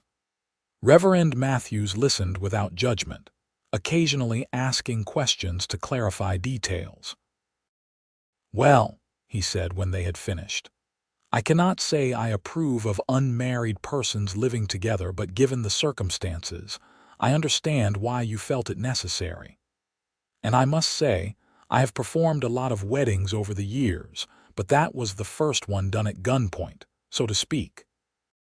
You two certainly know how to make things interesting." "We did not plan it this way," Victoria said. "The best things in life rarely go according to plan," the Reverend replied. "But I will say this, I have seen a lot of couples stand before me and make vows they do not really mean, vows they have not thought through. But you two, I could see it in your eyes. You meant every word. That is what marriage should be." He stayed for lunch. regaling them with stories of his circuit-riding adventures, and by the time he left, Victoria felt like they had made a true friend. Before he departed, he pulled out a worn Bible and carefully wrote their names and the date on the family record page, official documentation of their marriage. "Keep this safe," he said, handing it to Victoria. "Something tells me you might need proof of your marriage in the coming days. And if you two ever need anything, you send word and I will come running. Any couple that would stand up to Thomas Carver has my respect and my support." After the Reverend left, Victoria and Garrett stood together on the porch, watching him ride away. The day had certainly not gone as planned, but somehow they had made it through. "So," Garrett said, slipping his arm around Victoria's waist, "Mrs. Iverson, how does it feel to be married?" "Strange," Victoria admitted. "Wonderful, but strange. I woke up this morning as one person, and now I am someone completely different." "You are still you," Garrett said. "Just you with a new name and a husband who loves you more than anything." "I love you too," Victoria said, turning in his arms to face him properly. "I know this is not how either of us planned for today to go." "No," Garrett agreed, "but I would not change it. We are married, Victoria. Nothing your father or Carver or anyone else can do can change that now.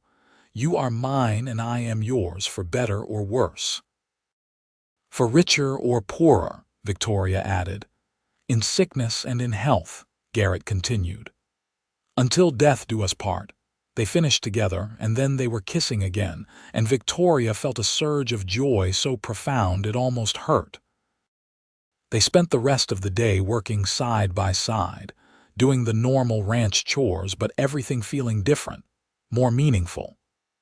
This was their ranch now, their life together, their future they were building, with every fence post repaired and every cow checked. That evening, as they prepared supper together in the kitchen that was now truly Victoria's kitchen, Garrett brought up something they had not yet discussed. "Victoria, I know this is not the wedding night you probably dreamed about as a girl. No fancy hotel, no privacy, just a small ranch house and a lot of uncertainty ahead. If you want to wait, if you need more time before before we make this marriage complete, I understand." Victoria set down the knife she had been using to slice bread and turned to face him. "Garrett, I love you. I chose to marry you, not out of obligation or fear, but because I cannot imagine my life without you in it. I do not need a fancy hotel or perfect circumstances. I just need you." The look Garrett gave her then was so full of love and desire and wonder that it took her breath away. He crossed the kitchen in 2 strides and pulled her into his arms, kissing her with a passion that made her knees weak. "Are you sure?" he murmured against her lips. "I am sure," Victoria whispered back. That night, in the small bedroom that had once belonged to Garrett's aunt, with moonlight streaming through the window and the sounds of the prairie night surrounding them, Victoria and Garrett became husband and wife in every sense of the word. It was tender and awkward and beautiful, and when Victoria fell asleep hours later in Garrett's arms, she felt more complete than she had ever felt in her life. The next few weeks brought both challenges and joys. Word of their marriage spread quickly, and the reaction was mixed. Some of their neighbors were happy for them, bringing gifts of food and household items to help them set up their home together. Others were scandalized, spreading rumors that Victoria had been compromised before the marriage, that Garrett had taken advantage of her. Frederick Zimmerman made good on his threat to disown Victoria completely. He even went so far as to publish a notice in the Great Bend newspaper declaring that she was no longer his daughter, and he bore no responsibility for her actions or debts. Victoria told herself she did not care, that she was better off without him, but some small part of her grieved for the father she had once loved before his bitterness, and greed had consumed him. The harassment from the Circle C continued as well. More fences were cut, and one night someone drove off about 50 head of cattle. Garrett reported it to the marshal, but without proof of who had taken them, there was little that could be done. But despite these challenges, Victoria had never been happier. She threw herself into ranch life with enthusiasm, learning everything Garrett could teach her. She discovered she had a talent for managing the accounts, finding ways to economize without sacrificing quality. She started a small egg business, selling to the general store in Great Bend, and began experimenting with butter and cheese making. In the evenings, she and Garrett would sit on the porch and talk about their dreams for the future. Garrett wanted to expand the herd, maybe invest in some better breeding stock. Victoria wanted to start a small school on the ranch, teaching not just their own future children but any of the neighboring ranch children who wanted to learn.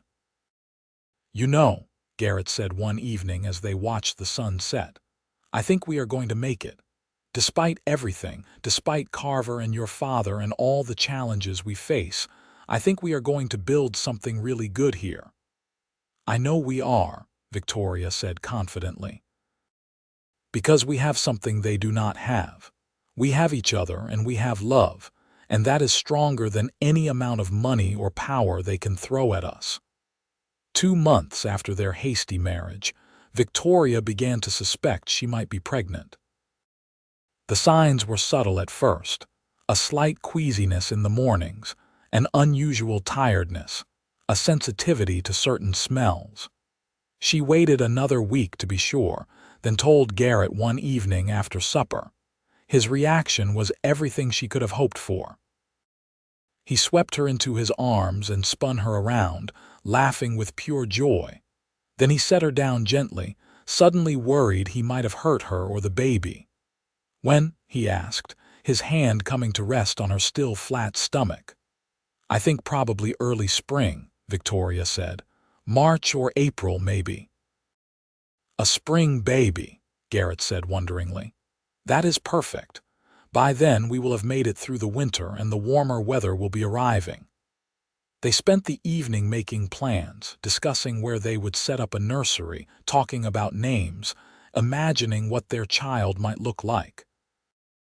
Garrett was adamant that they would need to make some improvements to the house before the baby came, add another bedroom, make things more comfortable and secure. "I want our children to have everything," he said. "Everything I did not have, everything you did not have. Safety, love, choice. I want them to grow up knowing they are valued and precious." "They will," Victoria assured him, "because they will have you as a father."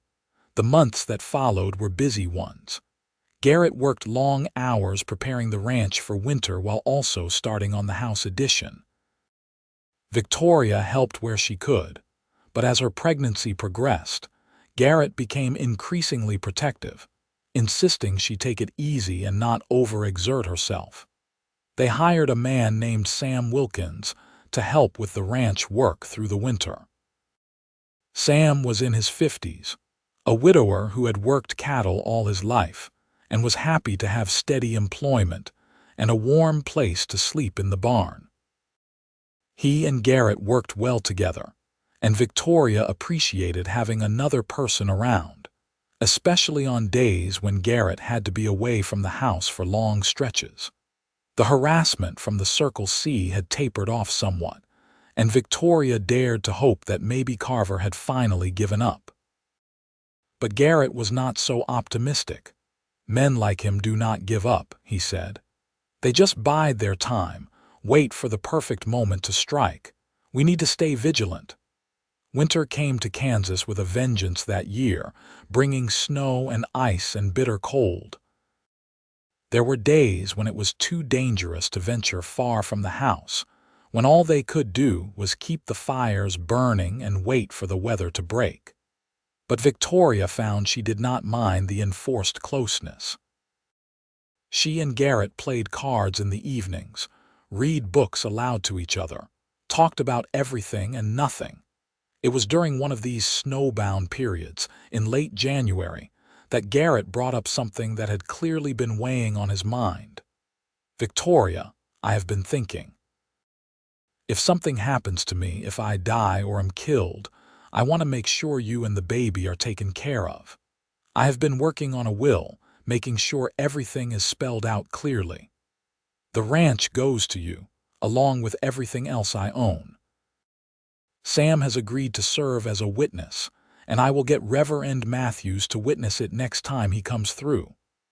"Nothing is going to happen to you," Victoria said firmly, though a chill ran down her spine at the thought. "Probably not," Garrett agreed. "But ranching is dangerous work, Victoria. Accidents happen. And with Carver still lurking out there, I would feel better knowing you are legally protected no matter what." Victoria wanted to argue, wanted to tell him he was being morbid and unnecessary. But she understood his need to protect her and their unborn child, understood that this was his way of maintaining control over what he could control when so much felt uncertain. "All right," she said. "Make your will, but I want you to know that I am not planning on needing it for a very long time." "Deal," Garrett said, pulling her close. "I plan to be a very old man sitting on this porch with you and a dozen grandchildren running around." "A dozen," Victoria laughed. "Let's start with one and see how it goes." As winter slowly gave way to early spring, Victoria's pregnancy became more obvious. She was showing now, her belly rounding out, and she could feel the baby moving inside her, little flutters that grew stronger each day. Garrett was fascinated by it, often placing his hand on her stomach in the evenings, marveling at the life they had created together. But with spring came a new problem. The unusually heavy winter snows were melting rapidly, and the creeks that normally ran low were swelling with runoff. Garrett and Sam spent long days reinforcing the creek banks and moving cattle to higher ground, trying to prevent losses from flooding. It was during one of these flood control efforts that disaster struck. Garrett and Sam had been working on the far north end of the ranch, building up berms to redirect water away from a low-lying pasture where some of their best breeding stock was grazing. Victoria had stayed at the house, as Garrett insisted she not ride anymore now that she was 6 months pregnant. She was in the garden, taking advantage of the warming weather to start preparing the soil for planting, when she saw a lone rider approaching at a gallop. As he got closer, she recognized Sam, and her heart began to pound because Garrett was not with him. "Mrs. Iverson." Sam called out, reining his horse to a stop. "It is Garrett. There was an accident, a bank collapse. He is trapped under debris in the water. I came to get help, but we need to hurry." Victoria did not even think. She ran for the barn, awkward with her pregnant belly, and started saddling Rosie with shaking hands. "Mrs. Iverson, you should not ride in your condition," Sam protested. "That is my husband trapped out there," Victoria said fiercely. "I am going. Now take me to him." The ride to the north pasture was the longest of Victoria's life. Every minute that passed was a minute Garrett was in danger, possibly drowning or freezing in the icy water. She pushed Rosie as hard as she dared, following Sam across the muddy prairie. When they reached the site of the collapse, Victoria saw immediately how bad it was. Part of the creek bank had given way, creating a mudslide that had buried Garrett up to his chest in debris. The swollen creek was lapping at his chin, and he was clearly struggling to keep his head above water. "Victoria, no," Garrett called out when he saw her. "You should not be here, the baby." "I am not losing you," Victoria said, already dismounting. "Sam, we need rope. We need to pull him out before the water rises any more." They worked frantically, Sam wading into the icy water to tie rope around Garrett's chest, while Victoria used Rosie to provide pulling power. The debris was heavy and waterlogged, refusing to budge easily, and Victoria could see Garrett's lips turning blue from the cold. "Come on," she muttered, urging Rosie forward. "Come on, please." Finally, with a sucking sound, the debris shifted and Garrett was able to pull himself free. He collapsed on the bank, coughing and shaking, and Victoria was beside him in an instant, wrapping him in the blanket she had grabbed from her saddle. "You should not have come," Garrett said through chattering teeth. "It is too dangerous for you and the baby." "And I should have just waited at home while you froze to death," Victoria countered. "We are a team, Garrett, partners. That means we face danger together." They got Garrett back to the house, and Victoria spent the rest of the day nursing him, making sure he was warm and dry, forcing hot soup and coffee into him. By evening, the immediate danger had passed, but Garrett was exhausted and his bad leg was troubling him badly from being trapped in the cold water. That night, as Victoria lay beside him in their bed listening to him breathe, she made a decision. They could not keep living like this, constantly under threat from Carver, constantly struggling to maintain the ranch against forces determined to take it from them. They needed to end this, one way or another. The next morning, over Garrett's protests, Victoria insisted on going to Great Bend. She left Sam to watch over Garrett and rode into town alone, her pregnant belly making it difficult to mount and dismount, but her determination unwavering. She went straight to the marshal's office. "Marshal Henderson," she said, standing in front of his desk with her hands on her hips, "I need you to do your job and put a stop to Thomas Carver's harassment of my husband and our ranch." Marshal Henderson was a middle-aged man with a weathered face and kind eyes. He had always been fair to Victoria when she had taught school in Great Bend, and she hoped he would listen to her now. "Mrs. Iverson," he said, gesturing for her to sit. "I understand your frustration, but as I have told your husband, without proof of who is behind the cattle thefts and fence cutting, there is little I can do. Yesterday my husband was nearly killed when a creek bank collapsed while he was working on it," Victoria said. "Does that not seem suspicious to you? All these accidents happening specifically to us. Bank collapses happen during flooding," the marshal said gently. "It is unfortunate, but it does not prove foul play. What about the 50 head of cattle that went missing? What about the fences that keep getting cut? What about Jack Vance riding onto our property and making threats? Vance works for Carver, yes, but I cannot arrest a man for words. And unless you can prove Carver ordered him to make those threats, or prove that Carver is behind the cattle thefts, my hands are tied." Victoria felt tears of frustration threatening and fought them back. "So we are just supposed to wait until Carver actually manages to kill us before you will do anything?"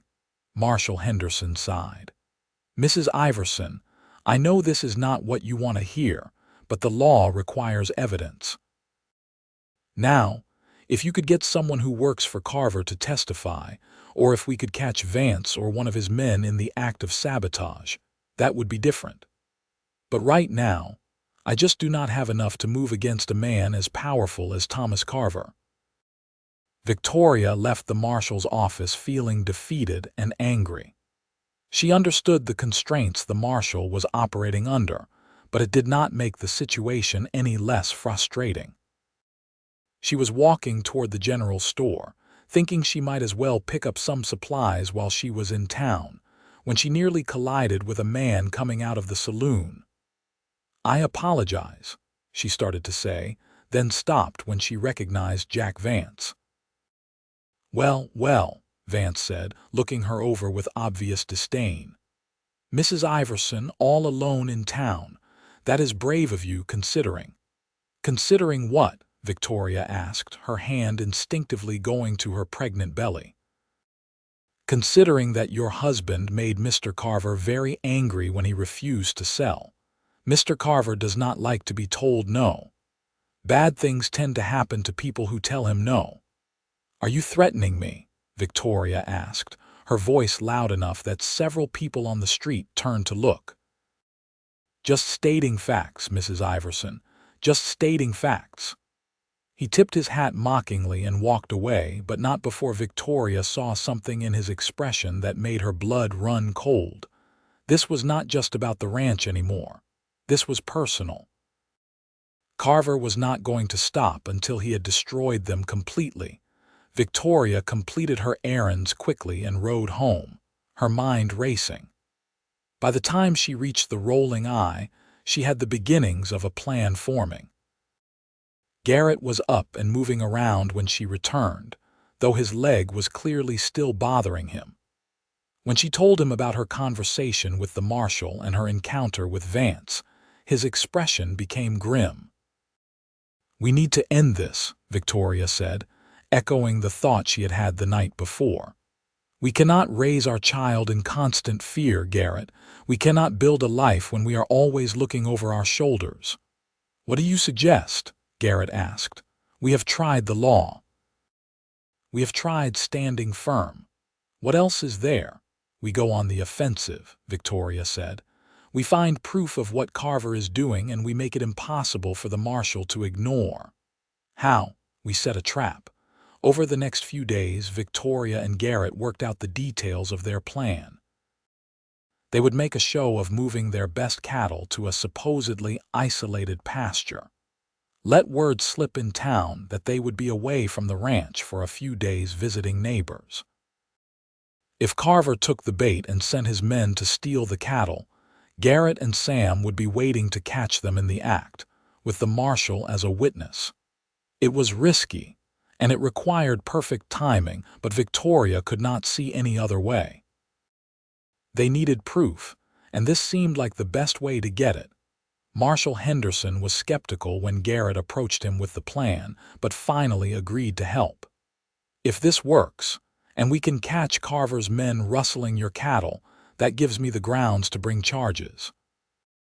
But if it does not work, if nobody shows up, we are back where we started." "They will show up," Victoria said with confidence she did not entirely feel.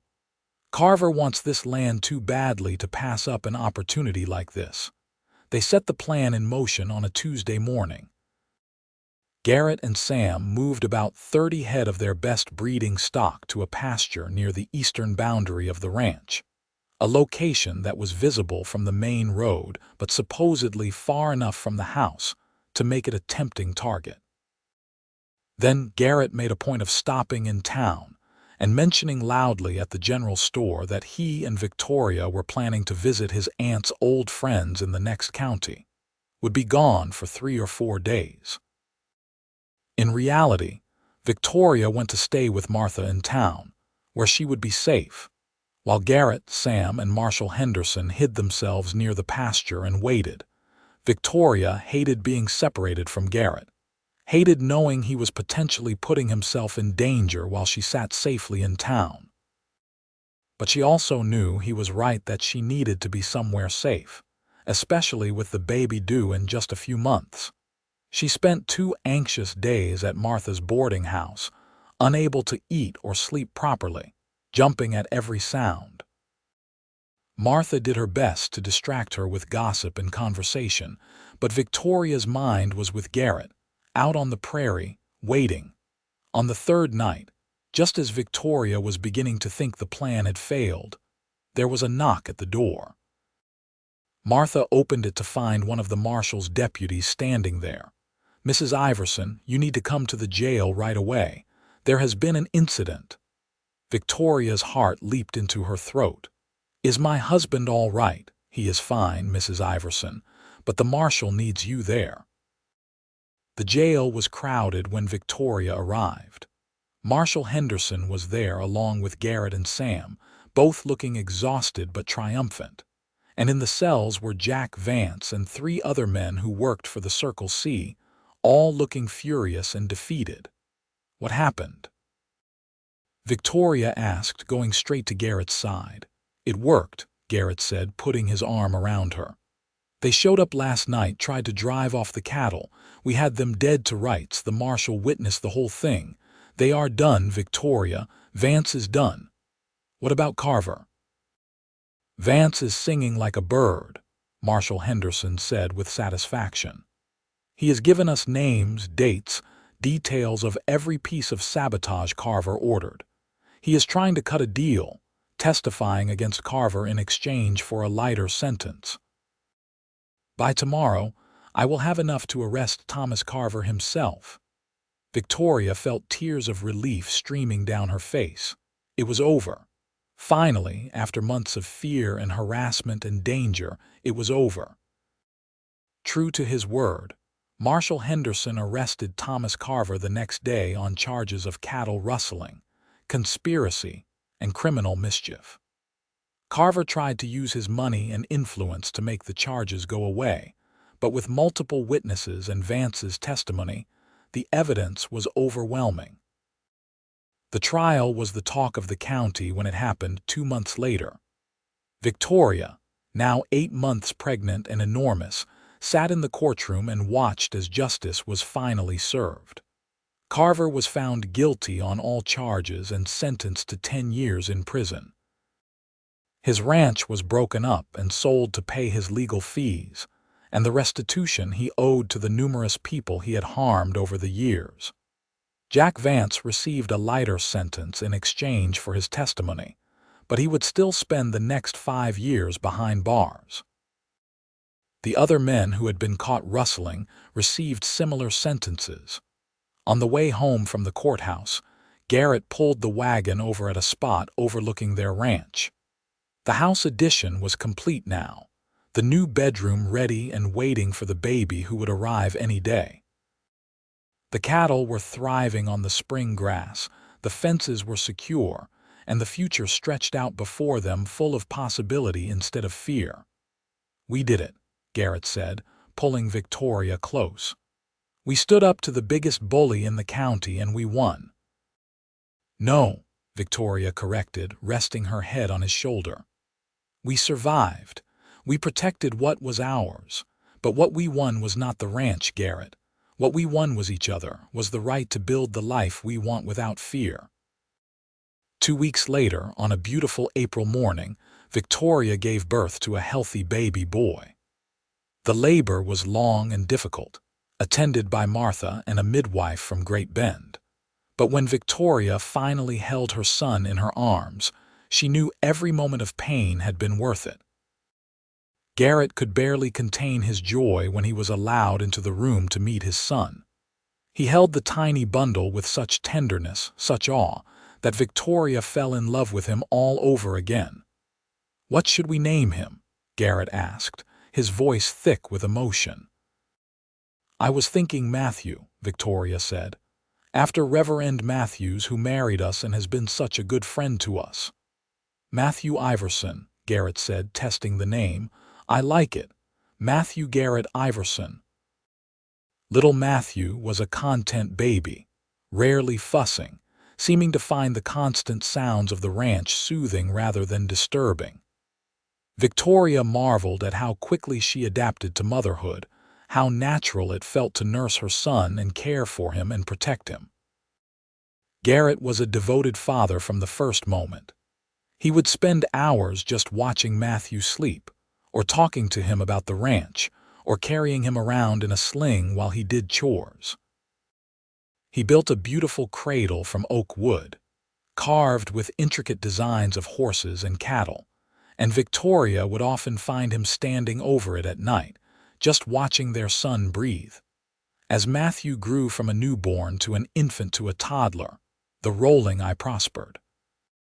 With Carver gone, the harassment ended completely.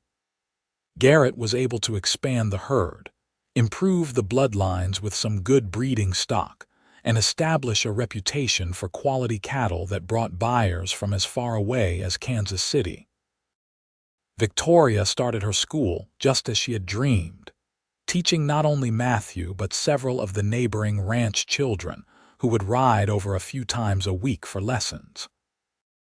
She loved it, loved seeing young minds expand and grow, loved knowing she was making a real difference in these children's lives.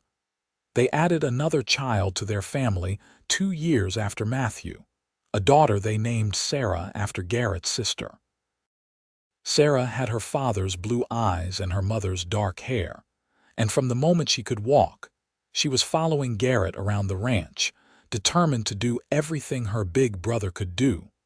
Life was not always easy.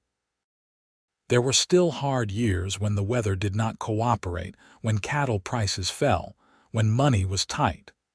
But Victoria and Garrett faced these challenges together, always supporting each other, always working as a team.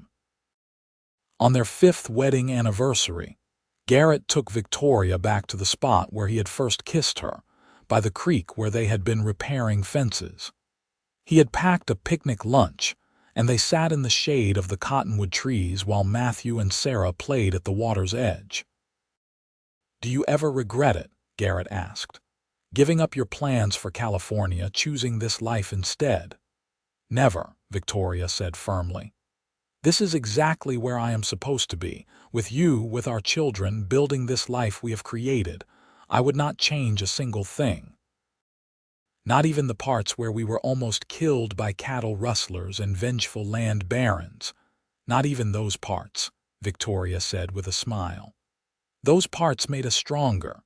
They proved that what we have is worth fighting for."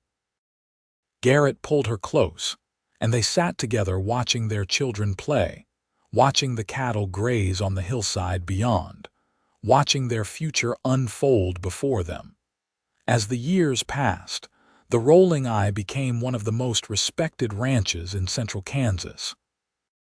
Garrett's reputation for fair dealing and quality stock spread far and wide, and young ranchers would often seek his advice on cattle management and range practices. Victoria's school grew as well, eventually becoming a proper one-room schoolhouse that Garrett built near the main road, making it easier for children from neighboring ranches to attend. Matthew grew into a strong, quiet boy who loved working with his father and the cattle. Sarah was more bookish, preferring to help her mother with teaching, though she could ride and rope as well as any boy her age. 3 more children followed over the years, another son named Daniel and 2 more daughters, Emma and Grace. The house grew along with the family, additions being added as needed until it was a sprawling, comfortable home filled with laughter and love. The original small bedroom where Victoria had slept that first night became a sewing room, and she would sometimes sit there and remember that frightened young woman who had trusted a stranger enough to change her life completely. Frederick Zimmerman died when Matthew was 5. And Victoria learned about it from a lawyer who came to the ranch with surprising news. Despite his public disowning of her, Frederick had left his entire estate to Victoria in his will. The letter that accompanied the will was brief, but emotional, admitting that he had been wrong to try to force her into marriage with Chester Aldridge, wrong to value money and status over his daughter's happiness. He had been too proud to reach out while he was alive, too stubborn to admit his mistake, but he wanted her to know that he had followed her life from a distance and been proud of what she had built. Victoria cried when she read that letter, cried for the relationship they had never been able to repair, cried for the father he might have been if pride had not stood in the way. But she also felt a sense of closure, a sense of finally being free of that old pain. She and Garrett used part of the inheritance to build a real school building in Great Bend, one that would serve all the children of the area. They named it the Sarah Iverson School, after Garrett's sister, who had never gotten the chance to escape her own forced marriage. It felt right, turning something that had come from pain into something that would help others. One evening, when Victoria was in her mid-30s and their youngest, Grace, was just learning to walk, Garrett came in from working and found Victoria in the kitchen preparing supper. The children were all occupied with various tasks, and for a moment they were alone. He wrapped his arms around her from behind, resting his chin on her shoulder. "Do you know what I was thinking about today?" "What?" Victoria asked, leaning back against him. "That day you were trimming my beard," Garrett said. Do you remember? It was about 6 months after we got married and I had let it grow too long. You offered to trim it for me and I sat in that chair right there and you worked so carefully, so gently. I closed my eyes and just felt your hands on my face, and I remember thinking that I had never felt so loved, so cared for, so completely at peace. Victoria did remember. It had been a quiet Sunday afternoon, and she had been studying Garrett's face as she trimmed, thinking about how much she loved the strong line of his jaw, the curve of his lips, the way his eyes crinkled when he smiled. I remember thinking the same thing, she said softly. That I had never expected to feel so much love for another person, that I had not known it was possible to be this happy. Every day since then, I have fallen deeper in love with you, Garrett said. Every single day. When I watch you teaching the children, when I see you comforting one of our kids after a nightmare, when I wake up in the morning, and you are the first thing I see, I fall in love with you over and over again. Victoria turned in his arms to face him, reaching up to cup his bearded face in her hands just as she had that long ago afternoon. I love you too. More than I ever thought possible. You gave me freedom, you gave me choice, you gave me a life worth living, you gave me everything. They kissed there in the kitchen, with their children playing in the next room and supper cooking on the stove, and their whole life spread out around them. It was not the passionate kiss of new love, but something deeper, something that had been tempered and strengthened by years of partnership and struggle and triumph. That night, after the children were all in bed and the house was quiet, Victoria and Garrett sat on the porch as they had done countless times over the years. The prairie stretched out before them under a sky full of stars, and somewhere in the distance they could hear the lowing of cattle and the whisper of wind through grass. You think we will get that dozen grandchildren you once mentioned? Victoria asked, thinking about Matthew, who was already showing interest in girls, though he was only 13. I think we might, Garrett said with a laugh. Between 5 children, we have got a good chance at a substantial number of grandchildren. Though whether they will all choose to stay on the ranch or head out to seek their fortunes elsewhere, that is their choice to make. As it should be, Victoria agreed. We will love them and teach them and then let them fly, just like our parents should have done for us. Your mother would have been proud of you, Garrett said. Of the woman you have become, the mother you are, the life you have built. Thank you, Victoria said softly. That means more than you know. They sat in comfortable silence for a while, and Victoria thought about the long road that had brought them here. From that first day when gunfire had sent her diving behind a water trough, to the present moment sitting beside the man she loved more than life itself. Every choice, every struggle, every moment of fear and joy and doubt and triumph had led to this, to a life she had built with her own hands and heart. The years continued to roll by, bringing their share of both challenges and joys. There were droughts and floods, good years and lean years, moments of heartbreak and moments of overwhelming happiness. Victoria and Garrett weathered it all together, their love only growing stronger with each passing season. Matthew eventually took over most of the day-to-day operations of the ranch, proving to have inherited both his father's skill with cattle and his mother's head for business.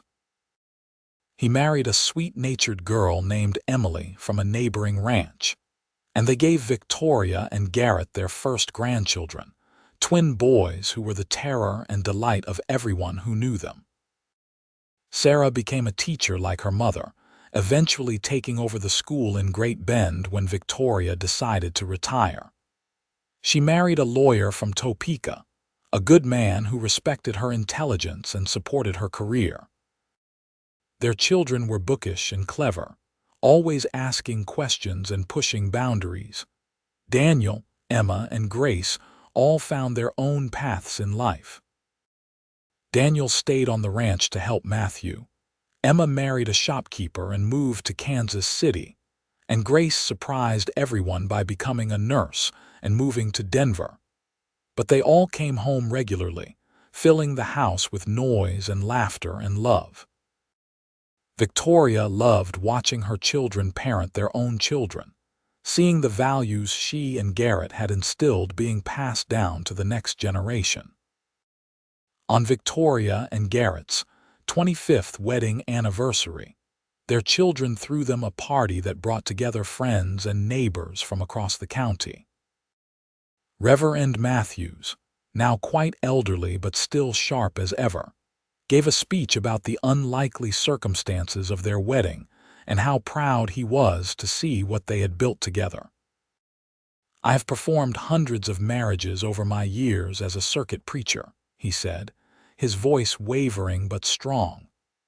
"But I have never seen a couple more devoted to each other, more equal in their partnership than Victoria and Garrett Iverson. They have shown us all what marriage should be, a true union of hearts and minds and spirits." Victoria cried happy tears as she listened, holding Garrett's hand and surrounded by everyone she loved. This was what happiness looked like, she thought. Not a single perfect moment, but a life filled with thousands of imperfect moments that added up to something beautiful and true. As they grew older, Victoria and Garrett gradually handed over more and more of the ranch operations to Matthew and Daniel, though neither of them could entirely stop working. Garrett still went out every day to check on the cattle, moving slower now but with the same careful attention to detail he had always shown. Victoria still taught occasionally, doing tutoring for students who needed extra help. They spent more time together, taking long rides across the prairie they both loved, sitting on the porch and talking about everything and nothing, enjoying the simple pleasure of each other's company. After 30 years of marriage, they could communicate with just a look, could finish each other's sentences, could anticipate each other's needs and wants almost before they were expressed. It was during one of these peaceful periods, when Victoria was in her early 50s, that Garrett brought up something that had clearly been on his mind. "Victoria, when I die, I want you to know that every single day with you has been a gift. I want you to promise me that you will not waste time grieving. You will keep living, keep teaching, keep loving our children and grandchildren. You are not dying anytime soon," Victoria said firmly, though the thought of losing him sent a spike of fear through her heart. "We are all dying slowly," Garrett said with the philosophical acceptance that had come with age. "But I am serious. Promise me you will keep living." "Only if you promise me the same thing," Victoria countered. "If I go first, you do not get to give up.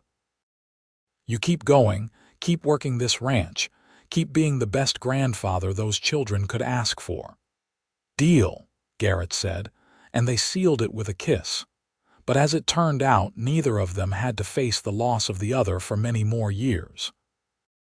They made it to their 50th wedding anniversary, a milestone that brought people from across Kansas to celebrate with them. The house and grounds were filled with children and grandchildren and great-grandchildren. A whole clan that had sprung from that hasty wedding performed on a porch under threat of violence 50 years earlier. Reverend Matthews had passed on by then, but the current preacher from Great Bend came and renewed their vows in a ceremony that had Victoria crying from start to finish. Garrett stood before her, his hair now completely white and his face deeply lined, his bad leg requiring the use of a cane, and she thought he had never looked more handsome.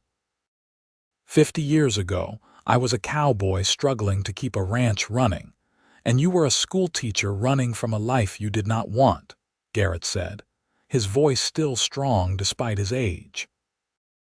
"We came together out of necessity, out of desperation, but somewhere along the way necessity became choice and choice became love and love became this incredible life we have built. You are still the first thing I think about when I wake up, and the last thing I think about before I sleep.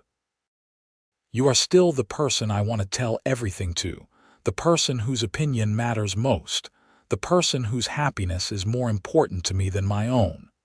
I love you, Victoria Iverson, and I will love you until my last breath and beyond. Victoria could barely speak through her tears. I love you too, she managed. You gave me freedom and choice and a life beyond anything I could have imagined. You have been my partner in every sense of the word, sharing the work and the decisions and the dreams. You have made me better, stronger, braver than I ever would have been alone. And I will love you forever. They lived several more peaceful years together, watching their family continue to grow and thrive. The rolling I remained in the family, now being run by Matthew's sons, the fourth generation to work that land.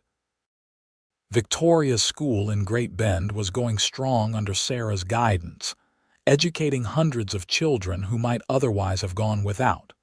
Garrett passed away peacefully in his sleep at the age of 78, and Victoria, true to her promise, kept living. She missed him every single day, felt his absence like a physical ache, but she also felt his presence everywhere she looked.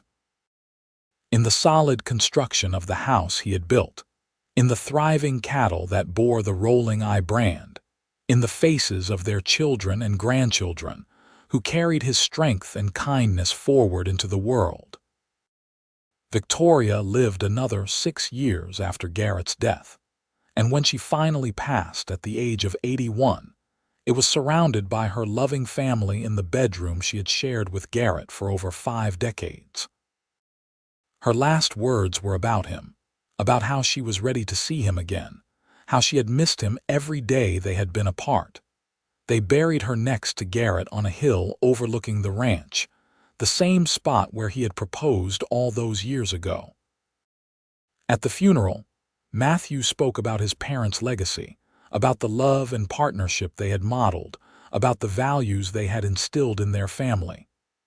My parents taught us that love is not just a feeling, but a choice you make every single day, he said.